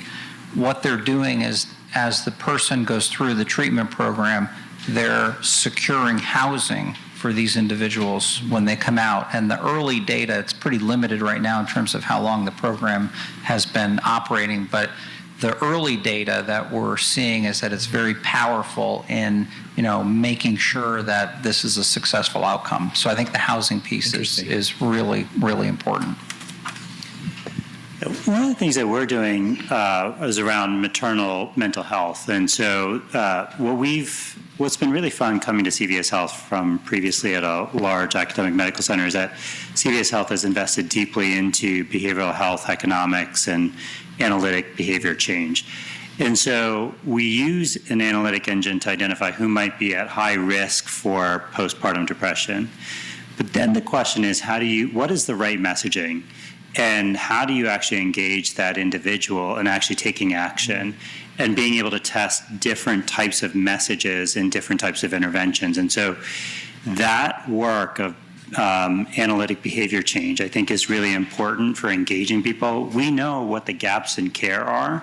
We've all done a lot of work on registries and identifying who needs help. The question is, how do you actually create a compelling message for that individual based on their psychographic interests and needs? And so we've been working with that, and then providing that additional support within Minute Clinic, because we've expanded our services in Minute Clinic well beyond acute care services to now over 100 plus chronic disease and preventative services, to be able to provide that postpartum depression screening and referral to treatment. And so that's been a really fun set of work for us to do, is to think about payer analytics, behavior change, connection to the care delivery, working with foundations so that you can address a serious issue. Fantastic.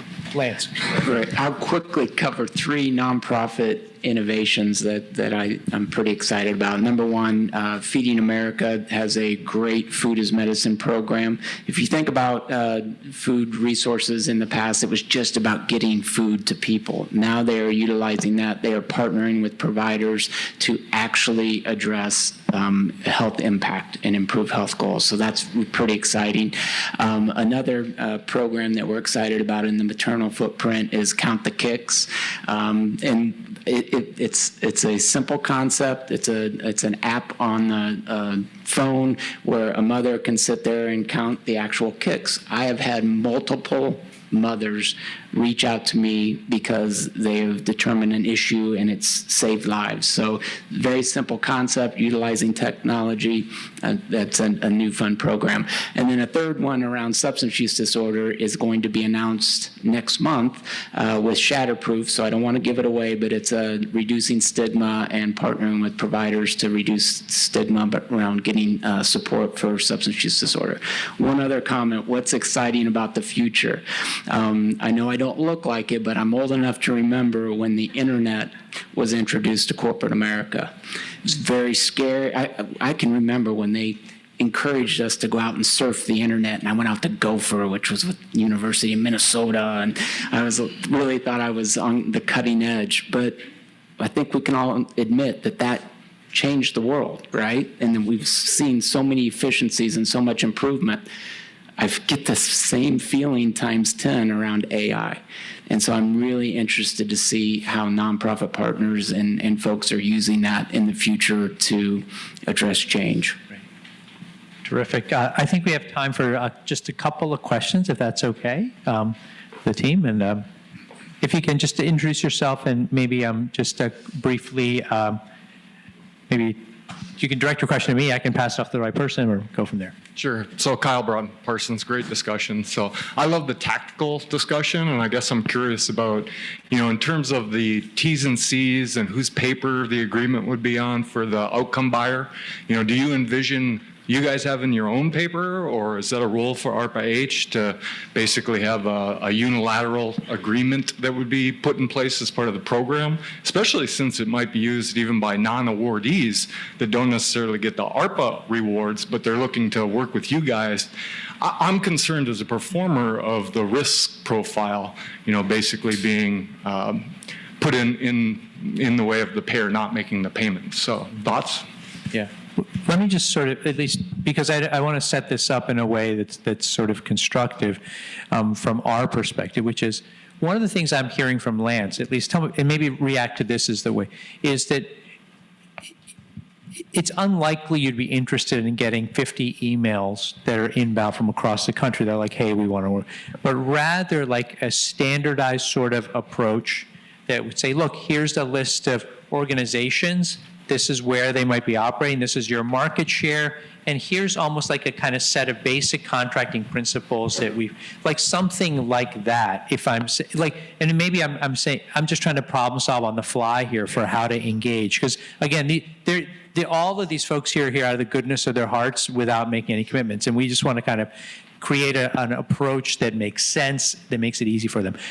Would that be, maybe I'll ask the question this way, is that the right way to even engage with a program like Heroes through ARPA-H's, us kind of coming to be like, hey, here's the list, here's the options, we will leave it to you? Or is there another way that you would suggest a relationship like that work? And, again, this is all just kind of brainstorming. It's in the spirit of that right now, if that's a question. I don't know if that's something you all feel comfortable commenting on.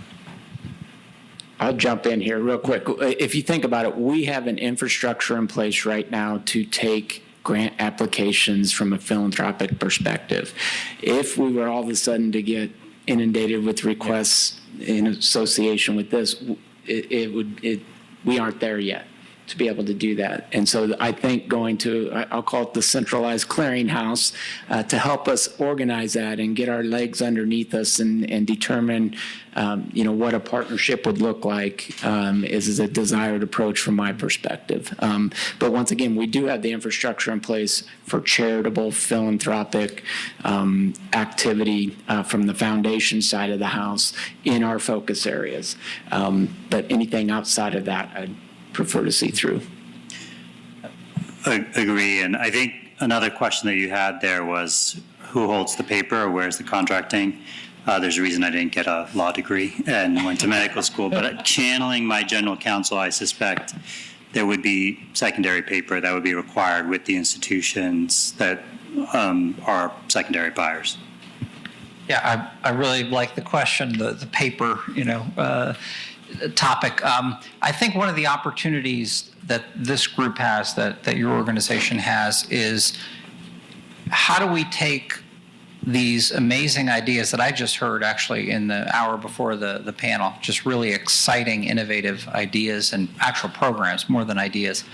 How do we turn those into some kind of way to standardize the way we communicate what it is, what the measures are, what the possible funding sources might be? Because as I understand the program, what you're looking to do is somehow create some kind of either entity or mechanism that's going to de-risk the short-term aspects of the investments needed and somehow create the return on investment to the stakeholders, and that doesn't really exist efficiently in the market today. We heard great venture capital in your program and other programs, but if we're going to do this at a community, let's think a whole community, I think that's where some of the big contribution could be.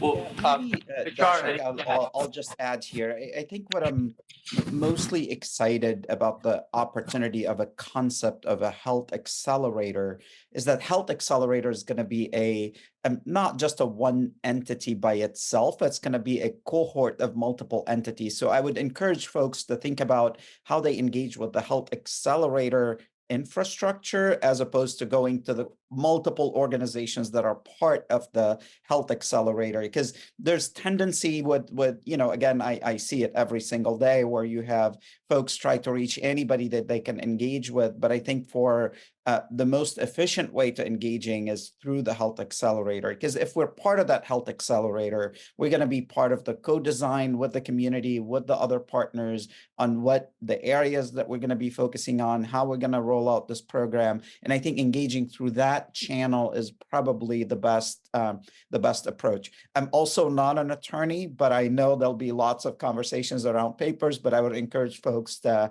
go through the health accelerator infrastructure. Fantastic. Time for one more question. Yeah. Hi, Jovi Hammer with Independence Blue Cross. And we too are very much looking at this as an outcome buyer. And I think Darshak said it best yesterday, but being very clear, like, this is not a charity, right? And this is a business case. And in the same way, when people learn about our business, I say, we're the Blue Cross, not the Red Cross, right? And so very much, and yes, and we do have our philanthropic side, right? But the thing is, at some point, I too will probably have to be the internal champion to convince our CFO and others on, yes, like, this makes sense. And so my question, to be a little more direct, is, when we use a metric, like, for example, say, well, this is going to be claims-based, at some point, the actuaries will say, okay, Jovi, but not all of our members, right? Yes, it's good to know that we can reduce the claims. So are there other metrics or measures that you guys are looking at in ways to sort of connect the dots? Because I think, Sri, you started to talk about this, and all healthcare is sort of local, right? Those local leaders you look for. And so I'm just finding other ways in which we can find the right synergies. And then I think John was alluding to this of, are there opportunities where you really do have like a multi-payer, collaborative who's willing to, because it's easier for me to convince, the people in the company, well, it's not just us, Centene, Aetna, Elevance, they too, or, if their agreement on the reducing claims base is there, all of a sudden I get more buy-in. So just curious if you guys have thoughts on that.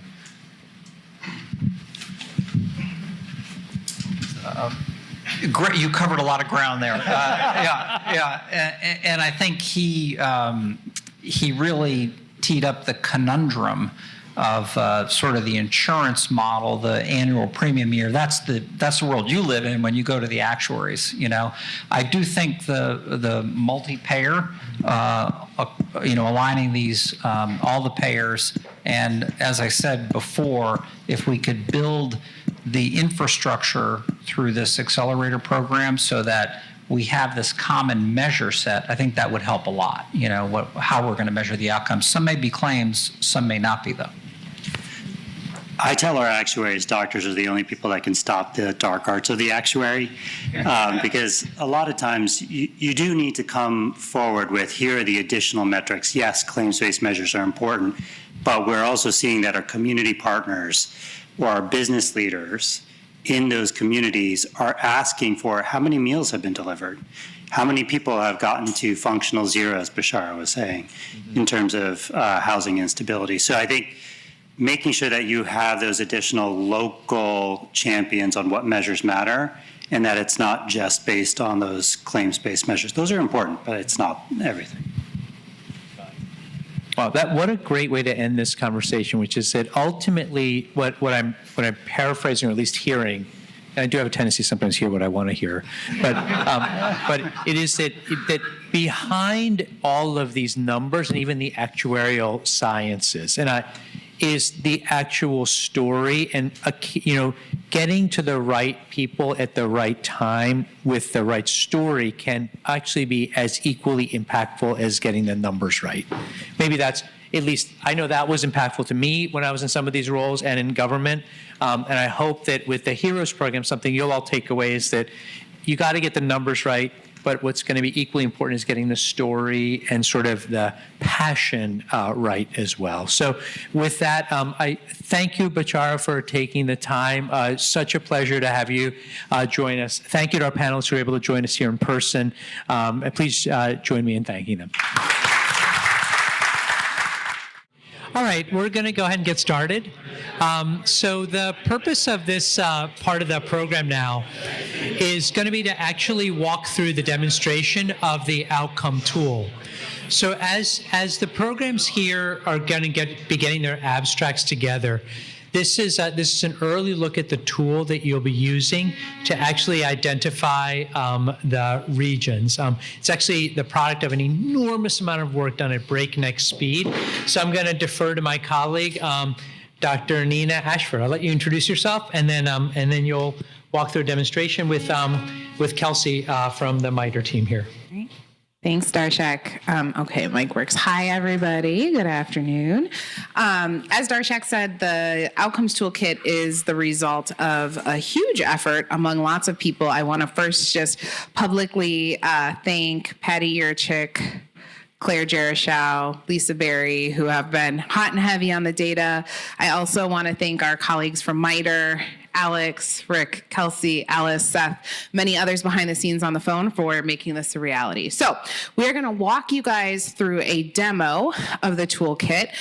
This is still in production, so we are in the final stages of getting everything ready to launch and go public. But we wanted to give you a look and feel, and as you have heard throughout this entire event, if you have feedback, if you have questions, please let us know. We want this to be useful and usable, and this is the toolkit that we will ultimately use to measure your performance in achieving your incremental increases on your outcomes.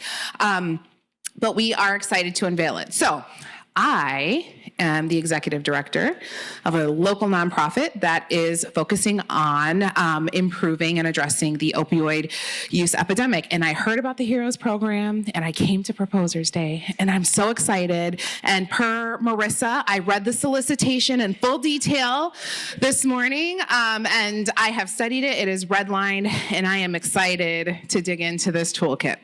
I want to explore a little bit the specific outcome that I'm interested in, which is going to be the opioid use disorder outcome. So I come to the homepage and I see this nice, clean, sleek homepage, and it clearly outlines what I need to do. So I can see, which is aligned with the draft solicitation. I need to select an outcome. I'm going to define my area of focus. I'm going to see whether or not that geographic area meets the suitability criteria, and then I'm going to export my defined target so I can upload it with my abstract.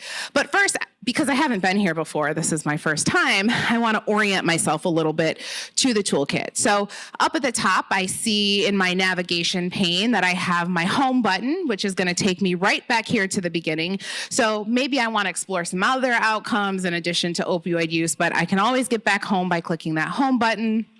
The search button is going to take me straight to the area to select my health outcome, which we're going to walk through in just a moment. My results are actually going to take me straight to the dashboard, but let me just see what this tool's about. So let me go to the About page, and here I can see there is a lot of different information, some basic information about the program, as well as a link to the ARPA HEROES website, because I, read the special notice and maybe I lost my PDF file of the draft solicitation that I redlined. So I want to find it again, and it's all easily accessible for me here on the ARPA-H website. I also have a about, and I can see a user guide. So maybe I want to spend some time familiarizing myself with the tool. There are some handy screenshots here that literally will walk me through step by step. So if I get stuck or I have questions, I can always go back and reference that. And then finally, some FAQs about the tool itself, the programs, the metrics that we're going to use are all available. So I don't have to go Googling through Al Gore's internet, and I can find it all right here. So that's very helpful. Thank you, ARPA-H team, for making that easily accessible to me. So let me go ahead and dig in, because I'm excited to get started and explore my geography. So we are going to go back to the search page, and here I can see that I have my 4 outcomes. So even though I'm going to focus today on opioid overdoses, I also see I could click on maternal health, I could click on the alcohol-related health harms, or I could click on heart attack and stroke. And I see that when I click on those, I get a nice little description so that I can understand how ARPA-H is actually defining those metrics, okay? All right, so I'm going to pick opioid overdoses, and I want to see exactly what does ARPA mean by that. So if I click on the learn more, I have this nice information page that tells me a little bit about the problem. So why opioid use disorder is an issue. Also, it tells me a little bit about the data source. So the National Emergency Medical Services Information System, which we lovingly refer to as NEMSIS. And then I can have some references if I wanted to dig in there a little bit more. And if I, decide that I want to focus on heart attack or stroke or alcohol-related harms, that level of information and learn more is there for each of those. All right, so I feel confident that I understand how it's defined. So I go back to the main screen, and what I can see is an expanded out view. If we zoomed all the way out, you would see the entire United States as a whole. I also see that there is this nice legend here that explains to me the 9 bins that are used to actually look and measure this outcome. So the relative rate of emergency medical service calls for fatal and non-fatal overdose incidences. Caveat, I'm going to step out of my character real quick. Like I said, this is very much in production, so we are doing some quality testing. That's why you see a large number of yellow. We wanted to make sure that the data was accurate, and we didn't want to show things that were misleading. So we're still doing some additional QA there. This is for demonstration purposes only. Once it is live and launched to the public, everything will have gone through heavy levels of quality assurance. Okay, thank you. All right, so I say, well, I'm working in Ohio. Why don't we zoom in there and see what my region might look like? So I can tell from this legend that the darker pink magenta colors are a higher rate of opioid use calls versus the green colors, which is a lower rate. And so what I'm going to do now is I'm going to start picking my geographies. So if I hit continue, again, the information about the metric itself is over here on the one on the side, but that's a little busy. I would like just a cleaner screen to be able to go through. So I'm going to go ahead and collapse that outcome area. I feel pretty good about how we're defining that metric. And I see that there's 2 ways that I can actually select my region. So there is this pick list over here on the left where I could go to Ohio and I could select by name all of the counties that I want to include in my region. And what I can also do is actually go and make that selection directly on the map. Maybe I'm a visual learner and it is easier for me to see it that way.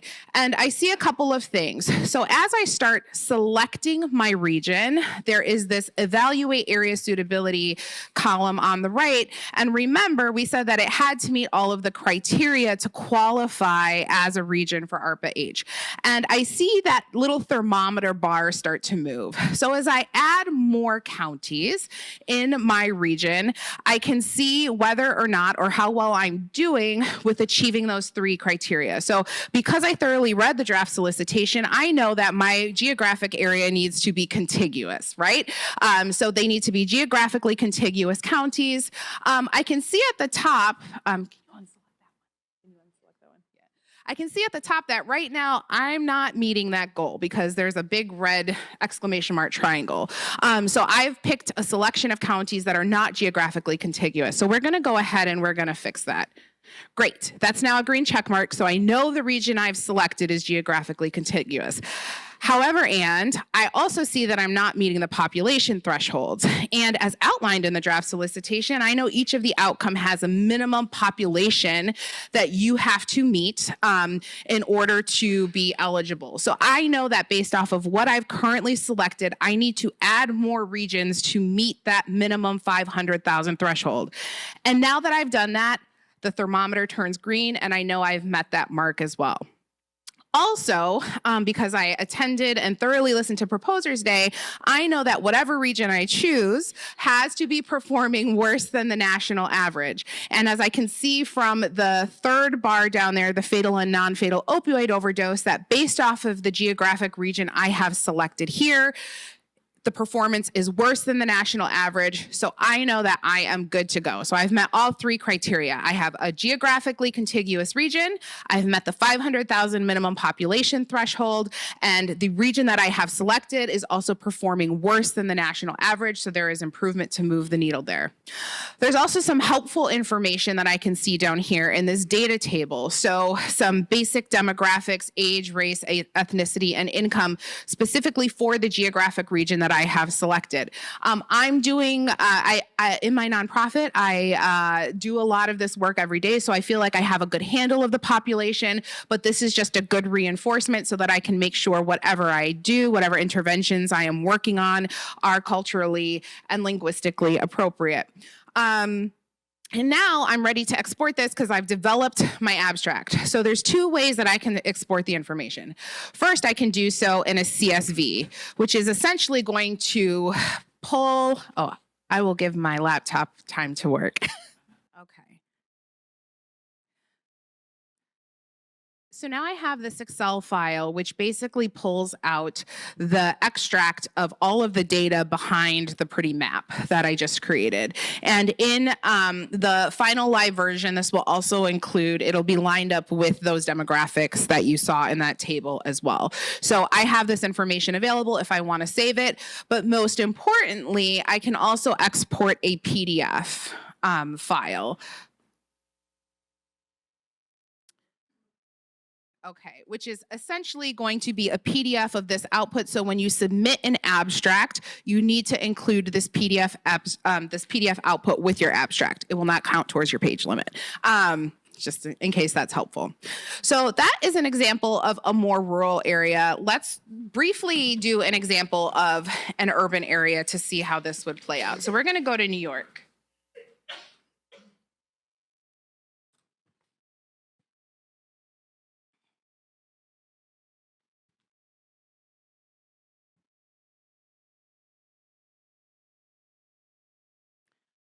Okay, so we are going to first select some counties around Queens. We're going to start with Brooklyn.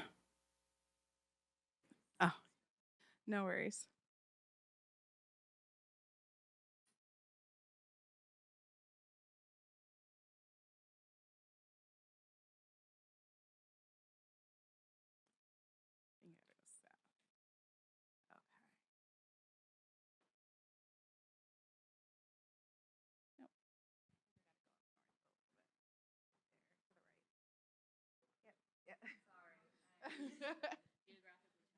It's okay. All right, so first we're going to start with Brooklyn, Kings County, and we can see if we just select Kings County, it meets the population target on its own, and but it's a very large population, and it also meets the requirement that the performance be worse than the national average. Let's unselect Kings County and let's select Queens County. So if we select Queens County, we can see that it meets the population target, but the performance on the metric, it's performing better than the national average. So that's actually not going to qualify if we wanted to do Queens County alone. Now, we could do Queens County as well as the Bronx. If we selected both of those together, we can see here, again, we've met our population target, but we're not meeting the performance requirement for the metric. And then let's go ahead and add in Nassau County to the right. All right, so now when we add in Nassau County, we both have a geographically contiguous region, we have met the population target, and we have also met the performance on the measure as well.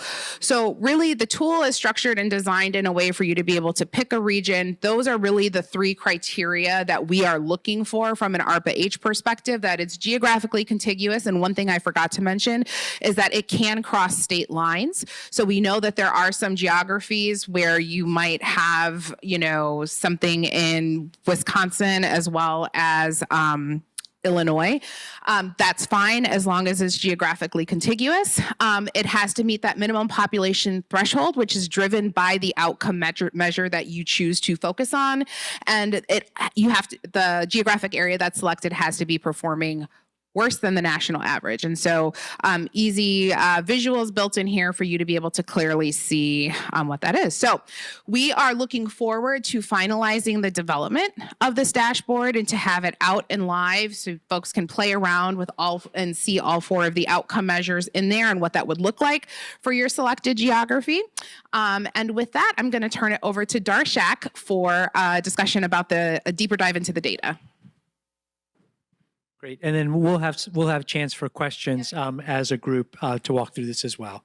So, Patty, you want to come on up? I'm going to be joined by my colleague Patty Yurchik, and thank you, Nina. Yeah. I'd say one of the pleasures of being in ARPA-H is having an incredible team. But the perils of having an incredible team is that other people think they're incredible too. So Nina actually, as many of you, I don't know if people here are aware, Nina is a professor at Tufts, but recently was just asked and was confirmed as the next, is it the health commissioner? Chief of Public Health for Montgomery County, Maryland. So, yeah. So Nina will be completing her service with us in the next week or two, and then moving on to that role. So super exciting. So why don't we go ahead? Thank you.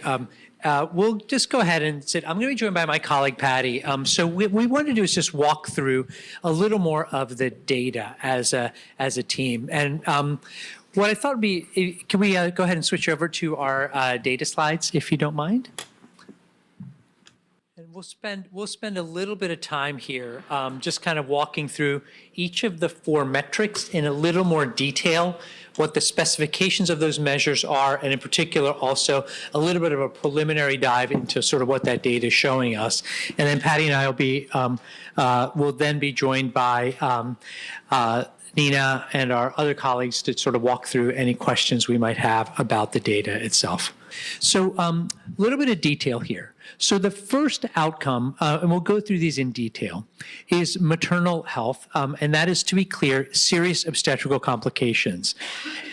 What this is a claims-based measure. I'm just repeating a little about what people heard yesterday, but it's good to hear it one more time. Yesterday I said there were 25 sort of medical complications. Turns out there's actually 21. I'm sorry, I misspoke. We'll talk about those during the hospitalization. We will be extending that to 60 days postpartum. And then what we will also be doing is adding in, as I said, once we do a little bit of additional analytic work, hospitalizations associated with either interpersonal violence, intentional, unintentional overdose, and self-harm. So those will be 3 of the metrics we will also include, specifically hospitalizations. We have required a minimum total population size of 5 million people. In the draft slide decks that some of you may have had a chance to look at, this is all available publicly, we chose 5 million, and all the waterfalls are there because that's associated with about 55,000 births. 55,000 births is associated with approximately 1,000 serious obstetrical complications. Reducing that by 20%, in other words, avoiding 200 SOC events per year over 3 years, creates a minimum threshold of about $60 million worth of value. That was how we came up with those, and we'll dig into that a little bit more. But 5 million minimum population size. I want to emphasize, again, this is a draft solicitation. One of the pieces of feedback we would value is some of you may be working even in an entire state where the population is less than 5 million people. We are open to draft solicitation feedback if individual or potential health accelerators say, you know what, we get the 5 million, but can we at least have the option, let's say, we can't do 5 million, but we'll do a whole state, even if it's less. I just want to put that out there. Please let us know if that is something that would be attractive in the draft solicitation. We'll come back, and then Patty and I will spend some time going through this. We're just going to define these, and then I'll take a few minutes to dig a little deeper into each of these metrics. The second one is heart attack and stroke risk. Specifically, what this measure is, let me say, if you are actually a little entertaining sidelight, if you're sitting here and you're over the age of 40, just raise your hand if somebody has actually told you your 10-year risk of heart attack or stroke, if you know that number. Love it. That is really helpful. That is actually supposed to be standard of care. So you should all know, if you're over the age of 40, you've had a primary care visit, that number should have been told to you. So it just goes to show that many, many people are probably not getting standard of care.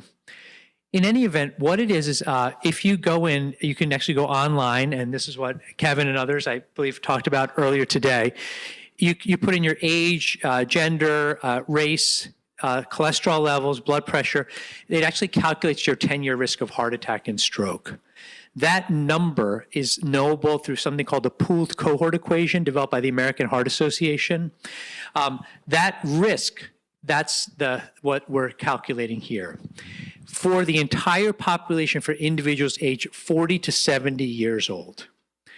For those of you that are familiar with sort of that follow CMMI and other models, there's something called the Million Hearts Cardiovascular Risk Reduction Model. That was essentially what was incentivized in the population 65 and over. Long story short, if you're not familiar with that model, it was an incredibly powerful demonstration of addressing this, but it was only in the Medicare beneficiaries and only in fee-for-service Medicare. It wasn't population-wide. But here we are changing that. So this is 10-year average risk of heart attack and stroke average across an entire population age 40 to 70 in that geographic area. By the way, what risk do you think it would take before doctors tell you to do something about it? Just call it. Like, in other words, what would that 10-year risk have to be before people would tell you to be on a statin or something like that? And just yell out a number. What? Yeah. Sorry. Chest pain is definitely bad. Like, yeah. Especially if it's crushed. Sorry? 40%. What? Any others? 10? Yeah. Well, we have a plant in the audience there. So the technical, it's if the risk is over 7.5%, that's the threshold that American authorities have concluded is the threshold at which you should be on a statin.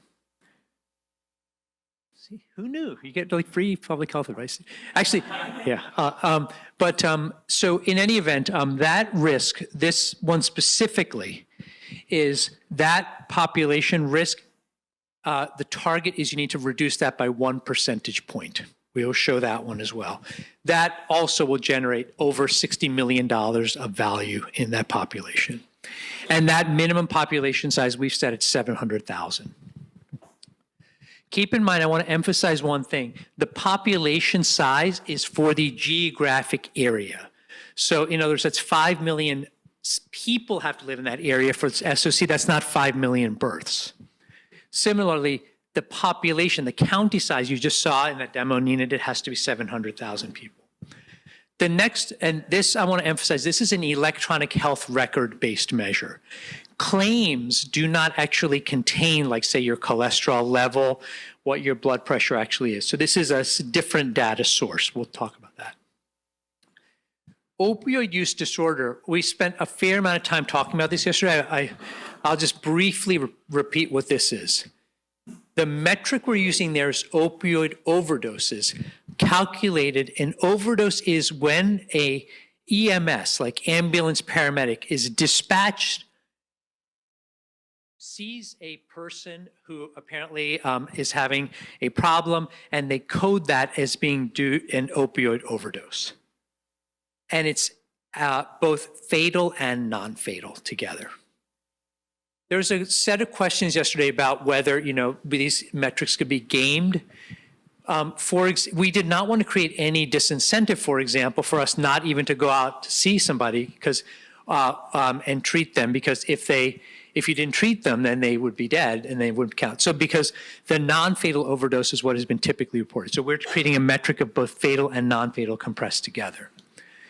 Anyway, that minimum population size is 500,000 people, and the target to produce that is a reduction of 10%. That is a relative reduction, not a percentage point reduction. In other words, 10% relative reduction. Finally, similarly, alcohol-related health harms. This is also a NEMSIS and EMS metric. Here, 500,000 individuals and a 10% reduction. That's what we're looking for. Hopefully this gives you a little bit of a sense of like what the targets are in metrics. And now we're going to take a little bit of additional time and just dig into each of these and also show some preliminary data.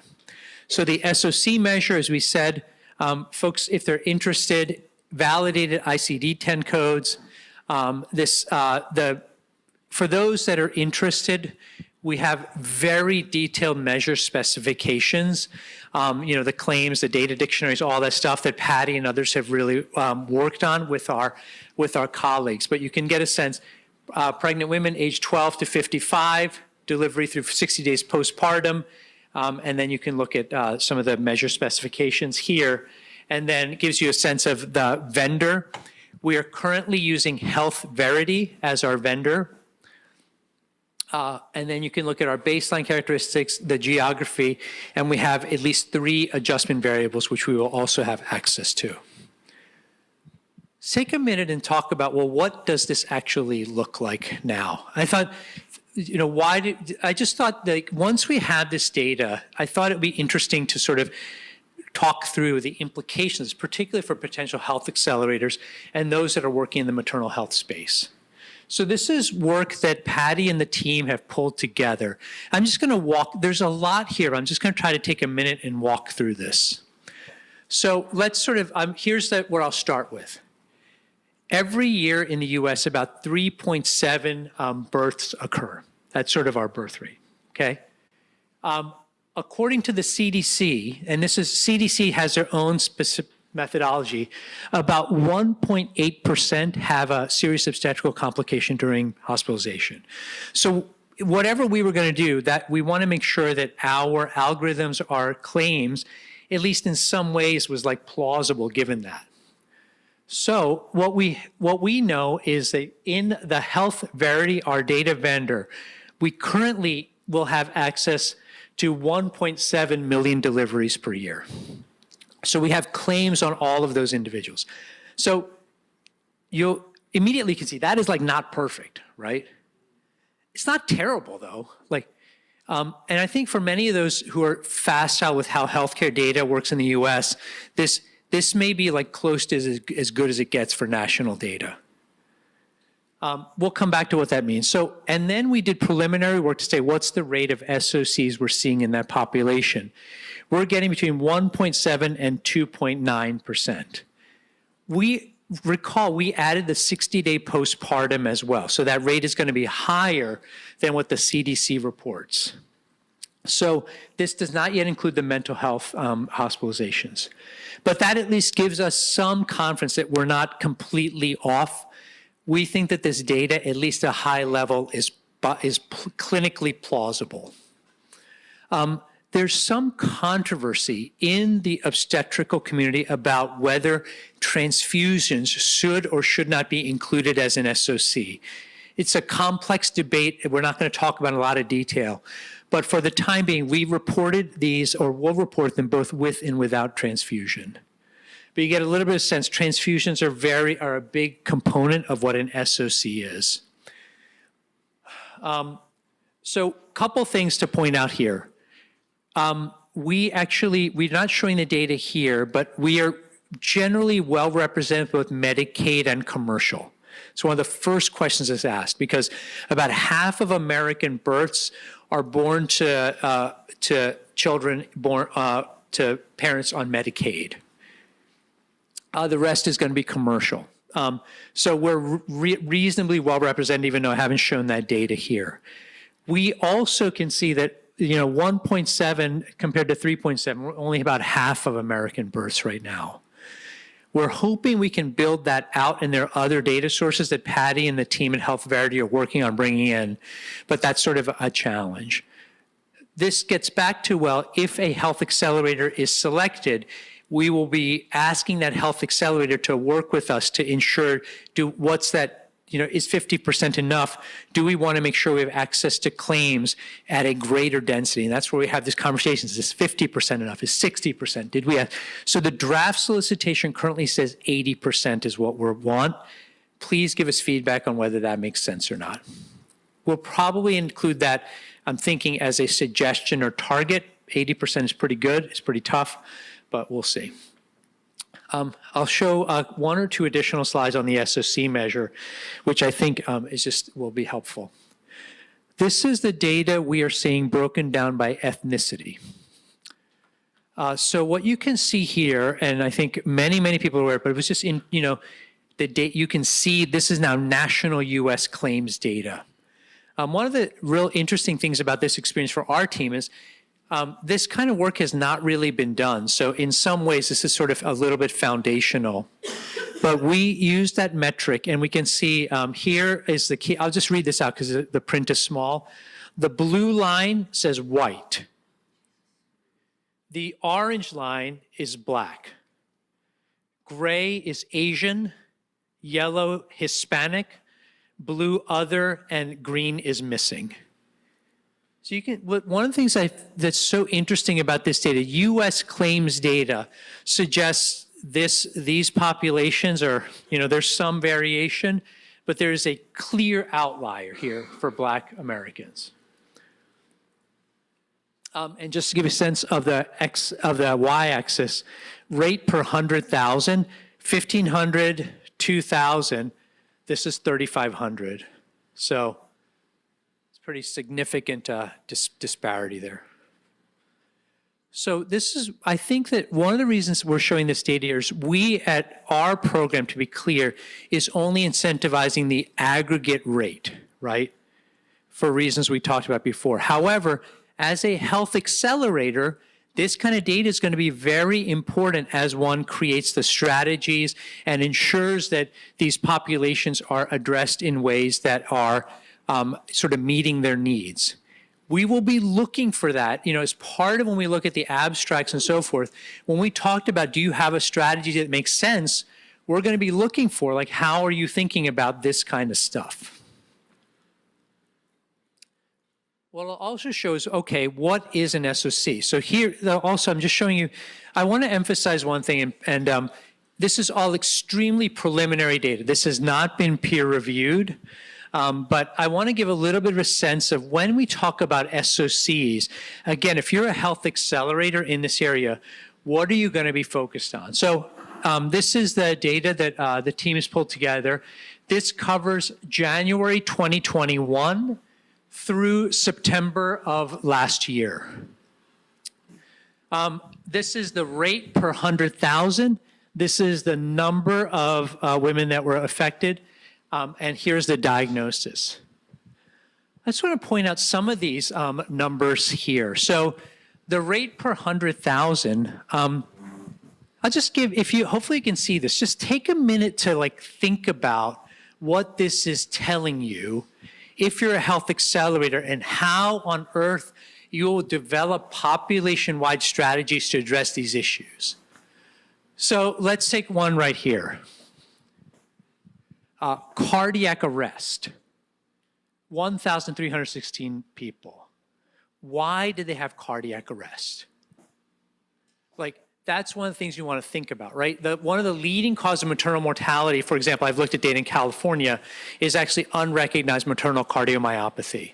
As many of you may be familiar, during pregnancy, women will undergo testing. You get tested for hepatitis B, HIV, syphilis, and a number of other areas. What's one thing they don't test for? They do not check what's called a BNP or any measure of cardiac function.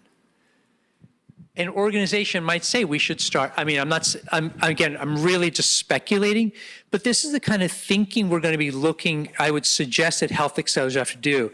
It should be data informed as you think about what it is you're going to be sort of addressing.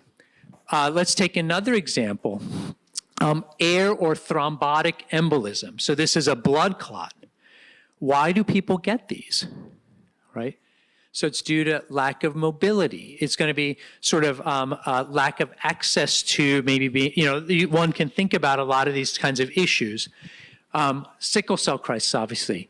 Blood transfusion, look how common that is. One of the most common. That's where we talk about, are we addressing anemia during pregnancy? So I'll stop here, but one of the things we're really looking for in partnership from all of you, and those of you who might be interested in this, is to help us now start to be quantitative and thoughtful. Just as you don't go in and just do surgery on somebody before you do the appropriate diagnostic evaluation, we hope that people don't just start deploying things that they think are going to make a difference without understanding the underlying drivers of what the actual medical problems are, and is there some sort of line of sight to to actually solving that medical problem.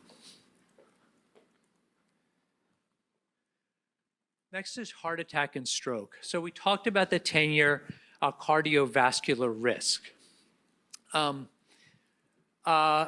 We probably have the richest data to show around the SOC measure, which is why I went first.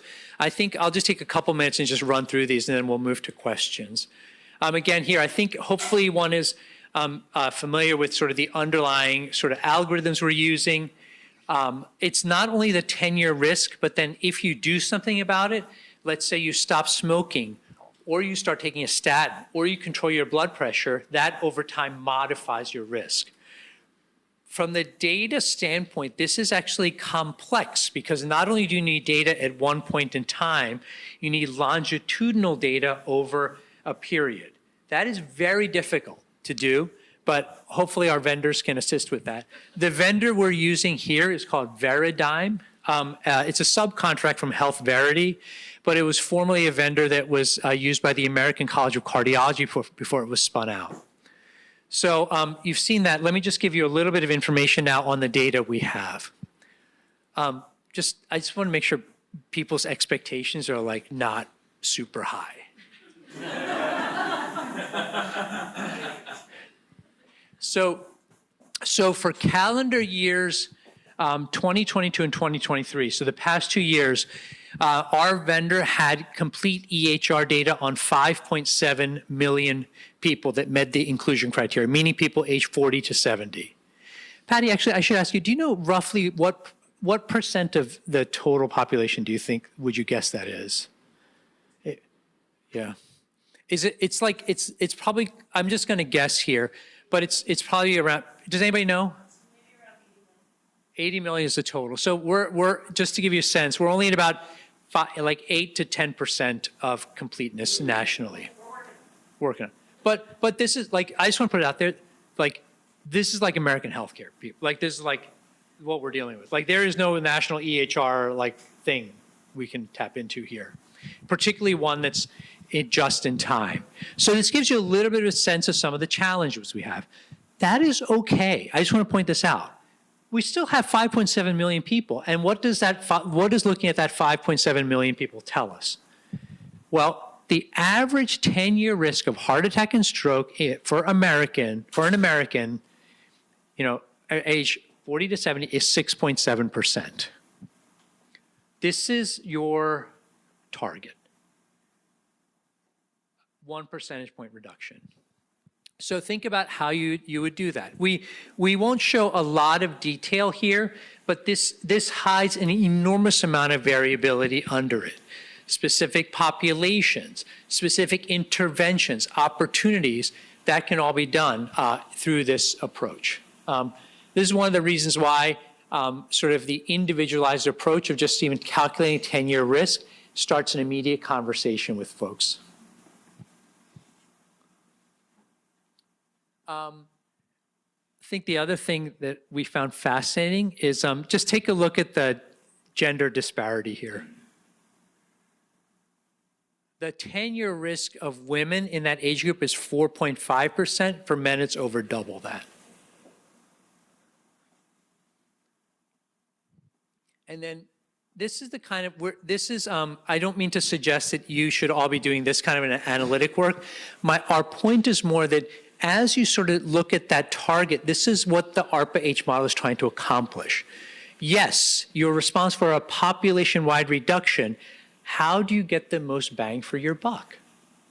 Obviously, you want a population, you want to serve everybody, but this encourages and requires organizations to go to their communities, find out where those pockets of real need are, and address them. So it is a built-in strategy for equity without actually sort of being heavy-handed about telling you exactly what to do. So I want to point out that we believe this gives you freedom to actually focus on these populations that may be higher need than others. And then what you can see here is where are we seeing that? So if you're age 40 to 49, the risk is 2.6%, 50 to 59, 5.7, 60 to 69, 10.7. And then we just looked at 70-year-olds, and you can see their risk here as well. So we just did a couple cuts of data here to give a little bit of an introduction to this kind of information here. Opioid overdose, we'll close out with these. So underlying geography, you're aware of these. I think we've talked about this in some detail already. And then the thing about opioid, what we want to show is just how many there are per year.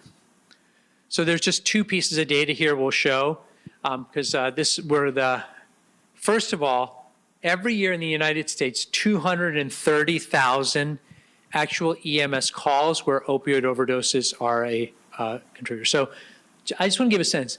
That's like a lot. So in terms of like having the numbers to show impact, that's why one of the reasons we chose this and we think this is a good metric. It's not extremely rare. There are roughly, some of you probably know the data, about 70,000 fatalities per year. So the number of overdoses plus fatalities is significantly higher. That's why we want to target a bigger problem. The other thing we looked at here is if you were to look at this is the rank. In other words, this is the best performing parts of the country. About just over 10 million Americans live in the best performing part. The worst performing part here, there are about 30 million Americans in that area here. So obviously we're asking people to focus in this area, or at least those kinds of areas. We'll move now to the alcohol-related health harms. I think I mentioned that metric as well. This is a new metric, by the way. We've developed this in sort of consultation with NEMSIS to develop this sort of, because alcohol-related harms, interestingly, is something which is a major problem in a public health problem, but one that's been largely neglected. I just want to show you this number.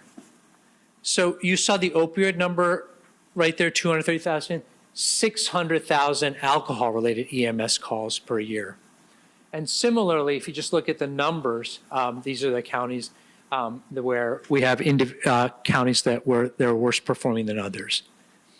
So anyway, that just gives a little bit of sense of, again, the scale of the problem that one is taking on here with alcohol-related health harms with EMS visits.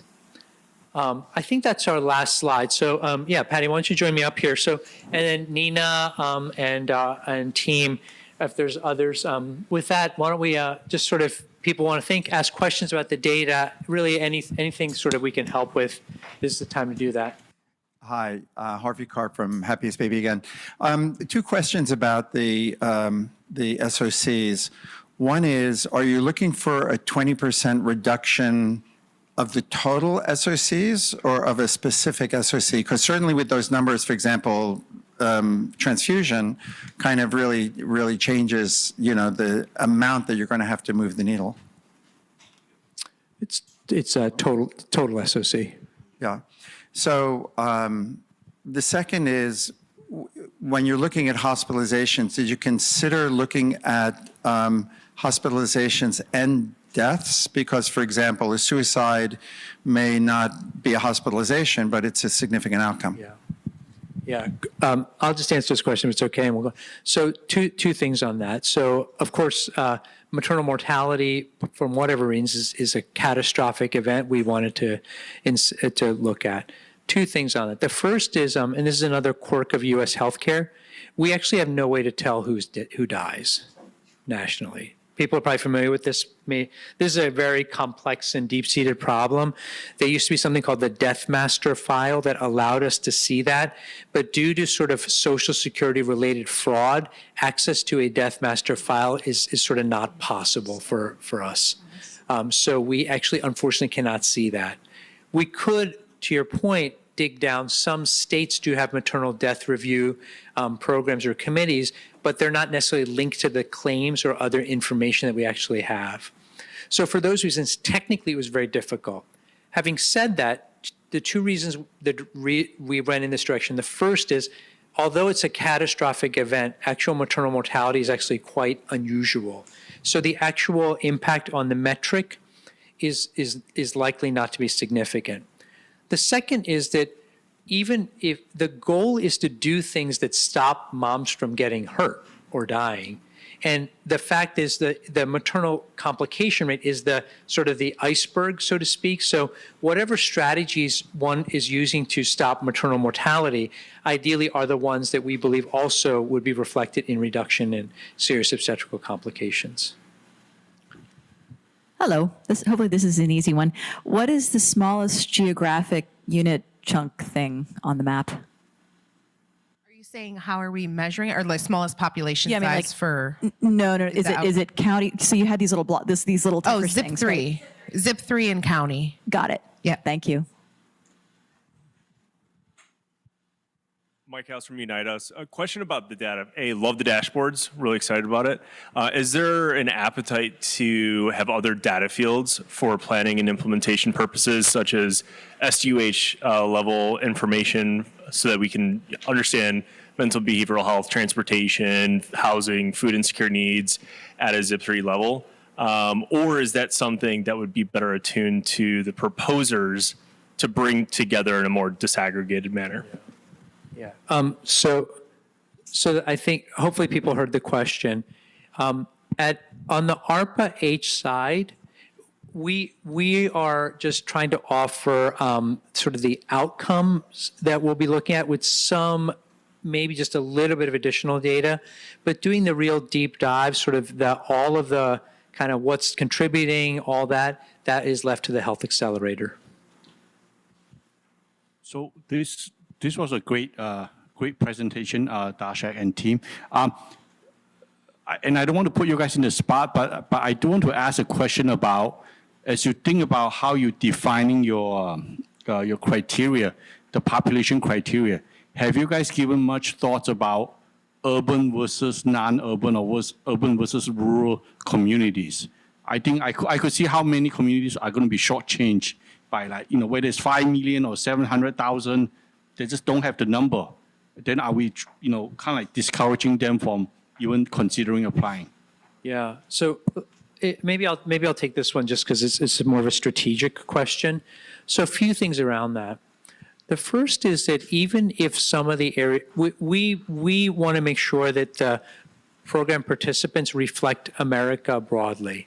So as we look through the performers who we will accept, we want something that looks diverse. So that's just, it's sort of our approach. Like when we look at the map, we want to look a little bit like America. So let me start with that. Rural, native populations, other things like that, we'll be keeping that into account. Having said that, it is important for us to try to the best of our ability still stick to the minimum population sizes. Because the key we come back to is that we are trying to create a financially sustainable program, which requires that we do have certain minimum population thresholds if we're going to encourage the amount of funding we're putting into it. This is, again, I think this is most apparent in the conversation we started with around the SOC measure. 5 million is a lot. We could consider relaxing it only if it's a whole state. But it would be challenging to sort of really significantly reduce the population sizes for some of the other metrics and then be successful in the long-term goal of economic viability. Maybe an editorial comment, which is unrelated, is the way maybe for better or for worse we think about it is think about like hepatitis C drugs. Super expensive, somewhat specialized. it took a little bit of time to get the business models right to make them much more widely accessible. We certainly have no intention of taking that long, and we are informed, and equity drives us very hard. Having said that, we also want to make sure that we demonstrate the financial viability of a model like this, and then maybe we would tweak it and ensure how do we then scale it much more broadly as time goes on. Those, we'd love to sort of take feedback on those. So two follow-up questions. One is, can you give us a little more of a sense with the dashboard, particularly with 10-year ASCVD risk, the 5.7 million, is that, like, are there some geographic areas you have 100%? Is it, 8% of the population everywhere? Like, how representative is that? That, of course, has implications both for the baseline assessment of performance and longitudinal tracking. And then related to that, I found myself wondering if the dashboard is to be used for outcome tracking over time. There may not be that many geographic areas for which you have 700,000 people in the database. And what would be the expectations then in terms of the team tracking that and doing that in a validated way and reporting back? Maybe I'll take, these are all good questions, and they're all very strategic questions. So maybe this is another one I could sort of to weigh in on. And I think the way we'll think about this is, like, Patty will be here for like technical detail questions around the metric itself. Nina obviously is incredibly knowledgeable about the tools and the way we're deploying it. And I'll take more of these sort of strategic questions, if that makes sense. Yeah, so around that, around your point, we are going to have limited data. We won't have like 100% data to start with. So let's sort of take this in two phases. Phase one is just ensuring that as performers even propose to come in the abstract phase, how do you know if they even qualify if we don't have all the data? What we're going to do there is we will, we've sort of created a little bit of a placeholder approach here, which is if we have insufficient data in an area to start with, we may just sort of consider that neutral, so to speak. Remember, we know the population county level number of people and all of that. If we just lack that data, we would just score that as like 50th percent, so to speak. So at least that's sort of at least our thinking, because we don't want to disadvantage places where you just don't have data. That's not fair. Then what we would do is part of the abstract is, do you at least have a willingness of that performer to work with us or a vendor to ensure that we get a certain threshold of that data so that it's reliable in some way over that period of time? ARPA-H takes on the expense and the reporting of that data, but the performer has to work with us to sort of create, you've got the relationships in the areas, you understand it. So some general view to how we're actually going to get that data density is what we would be looking for. And then part of our vendor contract renewal is going to be, they need to go in and actually extract that data. It's then the third piece is, well, what does it look like during the performance? So then we'll at least have data during the performance period. So there, it's what we ask for is, like a lot of things, it's a leap of faith in the sense we've got national data. Yep, we're not going to have everything, but it's pretty good. And so that'll be your baseline, lightly adjusted, and then you have to beat that by the 1 percentage point. Hey, Jeff Brady, Highmark Health. My question, I think, is in the strategic category, and it relates to the requirement for the geographic areas to be contiguous. Can you talk a little bit more about the thinking behind that, the potential to have some relaxation around that, in particular in light of the kinds of the variability, I guess, in health accelerators and outcome buyers that you intend to attract? Yeah, so that's a good, so one of the things we wanted to, so I think maybe the question is, why did we create this contiguous requirement? We were concerned that what would happen is that we believe that a lot of these healthcare practices are local and specifically regional. In other words, they require deep engagement and understanding of a particular geography and community and an investment in that community.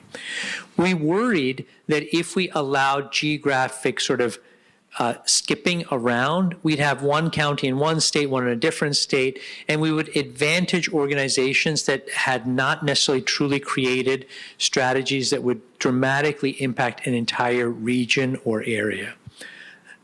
One could probably argue with that approach in some ways, but that was one of the reasons we created that requirement. And I think also part of what we wanted to do is to encourage this takes deep involvement and potentially business practices or organizations that also work to create community capacity in some way. So that's why we wanted to create that level of focus. But again, I think as we again go through the draft solicitation period, we're open to your feedback. If you have like a really strong argument for maybe you have something in mind that is sort of behind your question, let us know. And we can, at least so we can understand where you're coming from and why you might disagree with that. And just a quick piggyback off of that, this question came in the box while Darshak was presenting. And I just want to confirm that it can cross state lines. So there can be multiple states with that geographically contiguous requirement, but it can cross multiple states. Hi, Karen. Just to follow up to the previous question about the data. If we happen to be so fortunate to be in a region where we have an all-provider EHR database, I assume we can somehow have that validated by you or your vendor and make that the core database? Sure.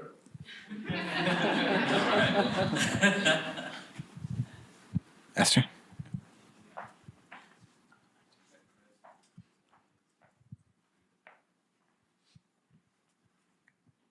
So I feel like I'm kind of leading the witness, but you talk about numbers and criteria, and I'm sure you've got lots of them, but at the same time, I also get the sense that you're saying, give me the numbers we need at some level, but also explain why, an intervention in the hands of somebody who's well-managed and diligent and everything from running a restaurant to running a healthcare system, that really matters. So one way or another, you get extra points for just somehow showing and claiming why you actually are going to achieve these outcomes. And it's just, can you talk about that a little? Yeah. I think what you're asking is what are the selection criteria for health accelerators to move these metrics? Right. And then how can you somehow raise your score just by being credible, by, whatever, showing that you're well managed and actually can deliver what because so many things deliver in theory, but not in practice. Yeah. Is Marissa here? Marissa, I'm going to answer this question. Tell me if this is the acceptable, which is the way, the way I think it's what was that thing? What's pornography? You when you see it. Yeah. So I would say at the abstract phase, typically the thing is, recall, one of the things we want to do is to give you the space to innovate. Having space to innovate means we don't tell you exactly what it looks like. So we wanted to leave the door open for you to truly innovate. And not only people in the room, but if you're listening online or watching this later, that kind of creative thinking to move these, we don't have all the answers. So we didn't want to set out a series of criteria. So when I say that we'll know when we see it, honestly, if the idea is really strong and you explain it well, hopefully it will move the team that reviews it in a way as well, among other criteria we talked about. But is that fair, Marissa? I don't know how else you want to describe how we think about our abstract criteria. Yeah, so I think I missed the beginning of the question. So you're just asking for what to include in the abstract? Is that what? It's more, include really good stuff in the abstract that you didn't ask for. Will you pay attention to it? So there's going to be a page restriction in the templates that we provide. So you're not going to be able to continue to provide 20 plus pages. These are going to be a brief synopsis. We're going to give you the content that we're looking for you to address within that abstract template. And it's not going to be a hard evaluation. It's going to be encourage, discourage. So you really can use that to describe, just like Darshak said, your approach. We're looking for innovation. We're looking for you to push that envelope. It's an ARPA-H project. So we're really looking for you guys to propose back to us how you're going to address this issue. And then, you know, it's not, like I said, something that we're evaluating if you've submitted abstracts to the office-wide. Those are more of an evaluation. Here, it's not that kind of gate where we invite you to then submit a proposal. Yeah. Thank you. And just to add one more thing. Pretending I'm not sure it's worth waiting for. Yeah. But Online viewers. So, And to add one more thing to that, in so much of healthcare, implementation is often more useful than innovation. And I mean, we need both, but. Yep, all good points. Hi, Andy Hatfield from Healthy Brains Global Initiative. But right now I'm asking a data question, and from my background initially in my career as a paramedic, the opioid metric, that makes complete sense to me. The alcohol one, I want to raise a red flag because I was rigorously trained when I was a medic to never, ever touch the alcohol-related button. Obviously, lots of people are doing it. 600,000 people or 600,000 calls are showing it every year, but my guess is it's also never the primary diagnosis. It's a secondary one, which means maybe not being hit as consistently. And if I were to go on the map and see a place where there is lower incidence, it might just because of better training for the paramedics, because it is in their own interest to not touch that button for legal reasons. And I'm curious if any of your conversations with NEMSIS have talked about that, or if there have been any frontline response to that. Yeah, so your point's well taken. So the issue is like so there's a bigger question here. It's like metrics are hard, right? So maybe I'll answer the question this way. If we want to have impact on alcohol-related health harms, what is the measure we should use? Let me ask the question differently. In other words, not what is the problem with this metric, but what's better than this metric. So the ones that have been proposed, if we want to get into it, is literally how often do you screen people for whether they overuse alcohol in the clinical setting, screening metric unrelated to any meaningful outcome. The CDC has the behavioral risk factor surveillance survey administered by, you guys know how that works? Like they call you, like who picks up their phone here? And then a stranger asks you, you know, like, so that's how the binge drinking measure is computed. And then think about how often do you oversample in a community to repeat that. Another place you could look at emergency room visits in some way, might be another metric as well. That requires, you know, claims, you know, all the challenges around there. And the documentation challenges there arguably are similar in the sense of the same reasons people may or may not say it. So we chose, so this is the challenge is like, we don't even, well, remember, we're going to cut from 4 to 2. People may not even be interested in this particular metric. If we wanted to act now, we thought this was the best metric. Having said that, your points are very well taken, right? Like, I don't know, like, is this the best? But we felt that given even the numbers, as you said, even if some paramedics don't, 600,000 Americans per year are being coded as having that, as in fact a primary or secondary diagnosis. So that's sort of how we thought about it. But all very good points. David Newman-Toker, Johns Hopkins. Thanks very much for all this. It's really fantastic, by the way. Could you speak a little bit on the heart attack and stroke, kind of the logic of choosing the risk factor approach rather than the outcome approach, if you will, of having MIs and strokes in a population? And just curious to hear what drove that decision. Yeah, really good point. So the first is that the rate, let me answer it this way. We already had very, very good preliminary data based on the Million Hearts cardiovascular risk reduction model that this risk factor-based approach actually had extremely high fidelity and in fact was strongly correlated with both heart attack and stroke incidence first time, as well as mortality. For those of you who haven't seen it, CMS, I say this now, like Nina actually like ran this program for us at CMMI years ago. And another side note is I'm actually the author of the risk calculating longitudinal paper that AHA-ACC actually endorsed. So we're familiar with this. Between us, we have a fair amount of expertise in this area. But what we found is that we like the 10-year risk because it's very quantitative, and moving 1 percentage point is actually doable.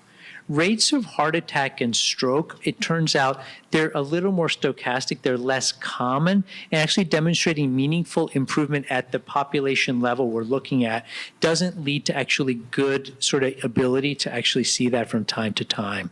So, and most importantly also, we wanted to incentivize what we knew made a difference, which is the preventive sort of interventions of statin use, blood pressure control, and so forth. But you're all good points. Can I add one thing to that? Sorry, I couldn't help myself. So with the Million Hearts model, which of course was in 65 plus, so it's not the same population, but we saw a 3% and 4% reduction in first-time heart attack and strokes among the high risk and medium risk Medicare beneficiaries. It was a randomized controlled trial, so we are pretty confident that those results are good, right? Also, Sorry, with just another largest randomized trial prevention ever done. Yeah. Ever. Like is, yes. Like, yes. And the other thing that I would highlight is when we think I'm an implementation person at heart, right? So when we focus on this composite cardiovascular risk, instead of driving everybody to, get your blood pressure under 140 over 90 or 130 over 80, depending on what guidelines you're following, get your total cholesterol under this threshold, it actually allows the provider to meaningfully engage with the patient and say, well, for you, you're going to get the biggest bang for your buck by focusing on your blood pressure. But for you, we got to figure out how to get you to stop smoking. And for you, we need to start you on a statin, right? So it allows for a more person-centered approach to actually achieve the outcome so that the providers can partner with the patients and that they can work together ideally and collaborate on what is going to lead to a long-term sustainable improvement in your risk to achieve that heart attack and stroke reduction. So that's the other piece I'd add. All right. I have to start out with a Million Hearts shout out because while at Aledade, I helped a whole bunch of practices take part and heck yeah, huge impact. And I wish we could tell the story in terms of lives saved. That's a story for another time. My question though is on the strategy side. So Kim Lynch, Metis Health Technologies, we help organizations tell their ROI story qualitatively and quantitatively, clinically and operationally. And my question is, looking at the specific measures, I assume it was intentional to not have a total cost of care or a disability life years measure. And I'm curious for the why not of that, because I just want to understand the thinking there. And as I think about specifically SOC, that's our area of interest in particular, I'm quite confident that would be sensitive to primary care intervention. Not quite sure yet how. I'm not a clinician. I have text messages out to lots of folks, but the question would be for them to move that measure as potentially family medicine or other primary care, for them to capture the value of doing that work, they would have to be in risk arrangements. They would have to be in some sort of payment model to pay them for the value they are creating. That would be the sustainability model, right? That gets me back to the total cost of care question and the disability life years of if life and money are really what we're trying to normalize in public health here, we have enough money in the system is a lot of our theory of the case, right? And it's just going to the wrong places. That measure feels to me, I slept on it overnight and woke up this morning still thinking about it. So I'm curious about, I'm sure, the deliberation under that decision. Yeah, so a couple of things. So disability adjusted life years, or DALY, are similar to what are also called people from with quality adjusted life years, or QALYs or QALYs. Two things on those. The first is there's in the community, there's a lot of sort of skepticism of those numbers. As you probably know, the QALYs were take a little we'll stroll down memory lane here. In the early 70s, QALYs were actually created specifically because it created a de facto cost threshold of $50,000 per year of QALY for the way in which people decided if Medicare coverage would be granted. Why $50,000? Because they retrofit that to the cost of the hemodialysis, which they decided to cover at that point. So it's not actually a meaningful, it's like a political concept. On top of that, some of you who have been following the news have probably seen the House of Representatives recently voted 2 weeks ago to ban the use of any QALY, DALY calculations in coverage decisions. So we for sure did not want to wade into using those in any way to think about coverage. I can arguably as a research tool, I'm not saying there's no value at all. We chose not to do that. The other piece, yeah. So the second part of the question. For the online listeners, the question was, as a public health person, I think of it in terms of lives at stake, lives saved. And that's really the nature of that part of the question. Yep. Great point. So I'll say just the other point around total cost of care. We specifically, one of the total cost of care is like a whole thing, like meaning it requires an enormous amount of data. And then the minute you start looking at total cost of care, the amount of risk adjustment and other stuff you have to perform, it would distract, in our opinion, from the core goal of the model, which is to improve a health outcome at geographic scale. So that was our concern, was that we wanted to dissociate this from a total cost of care, specifically because we are sort of saying a community-based value here is really, really important. Think about it also this way for individuals that lack all insurance. If you looked at a total cost of care model, you would disincentivize our interventions in people who are uninsured as well. So for all those reasons, we chose to stay away from all of that and instead just focus on the actual outcome at the community level. Hey, Kyle Broughton Parsons. So in terms of access to the tool, can you guys talk a little bit about timing, and will you put the code up on GitHub so that we can take it in and basically leverage it? Will you give us API access to it? Will you give us login privileges? Like, what's the vision for how we can best use the data? Yes, that is all great questions. So as far as the timeline, we are planning for the tool to be publicly available within the next month with all 4 outcomes, so folks can go in, play around with it. We are going to continue to build enhancements on the tool. So we are going to add in trend lines so that you can look at trend over time. There's a number of other metrics that we're going to include. If you have suggestions on what you think would be helpful. We got the comment about SDOH metrics, things like that. Let us know. Obviously not making any promises, but that's useful. The code will not be publicly available at this point. That is an interesting suggestion about the API. I would not want to speak for our InfoSec people, so I'm not going to touch that one. I don't think it will be the code will be publicly available, but I think it is really useful to know that would be helpful from, I will say the way the contracts are written, though, the code would be owned if I'm looking out for our contracts people. I thought we worked it out so that ARPA-H actually does own the code, though, right? Does anybody know? We have unlimited access to, yes, we have unlimited access to the code because we paid for the development of the tool. Yeah, it's a good thing now we're talking. Yeah, that's good. There is a lot of precedence, for example, the EADS, the PACS software that are available through like the Ditcher organization for lab management systems, where they just put it up on GitHub, and then as a solution provider, we can enhance so it. this is exactly what the kind of comment. If you please put that in an email, we can then, that's really helpful because that's a formal feedback mechanism, and then we can action on that. Thank you. Thanks. Frank Langston with Baron Therapeutics. For the outcome buyers, do they have to buy into the same metrics of success as ARPA-H, or can they do anything? Can they veer at all? And if so, kind of how far? I'm thinking example of like a large employer who might say, oh, I'm willing to pay for this subset of the 40 to 70 range or something like that. Yeah. Good question. We have recommended that they be fully aligned with ARPA-H as when we think about a 2-to-1 match. It should be aligned in some way. Having said that, we, as I said before, the 2-to-1 match is tough, right? And we don't want to create a situation where it's like an all or nothing.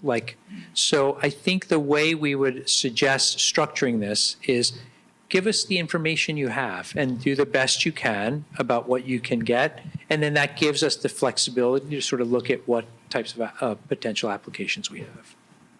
But the goal would be to align, because the worry here is that we don't want to create a situation where we reproduce the same fragmentation in the payment models around this that are at the heart of why we ended up in this situation in the first place. I guess you can repeat this, but there might be a trade-off between total dollar volume, right? And Our online listeners. Yeah. I know. Yep. So the comment I'll just say was that there might be a trade-off between dollar volume and sort of fidelity to the sort of the requests made here. So yeah, that's a true statement.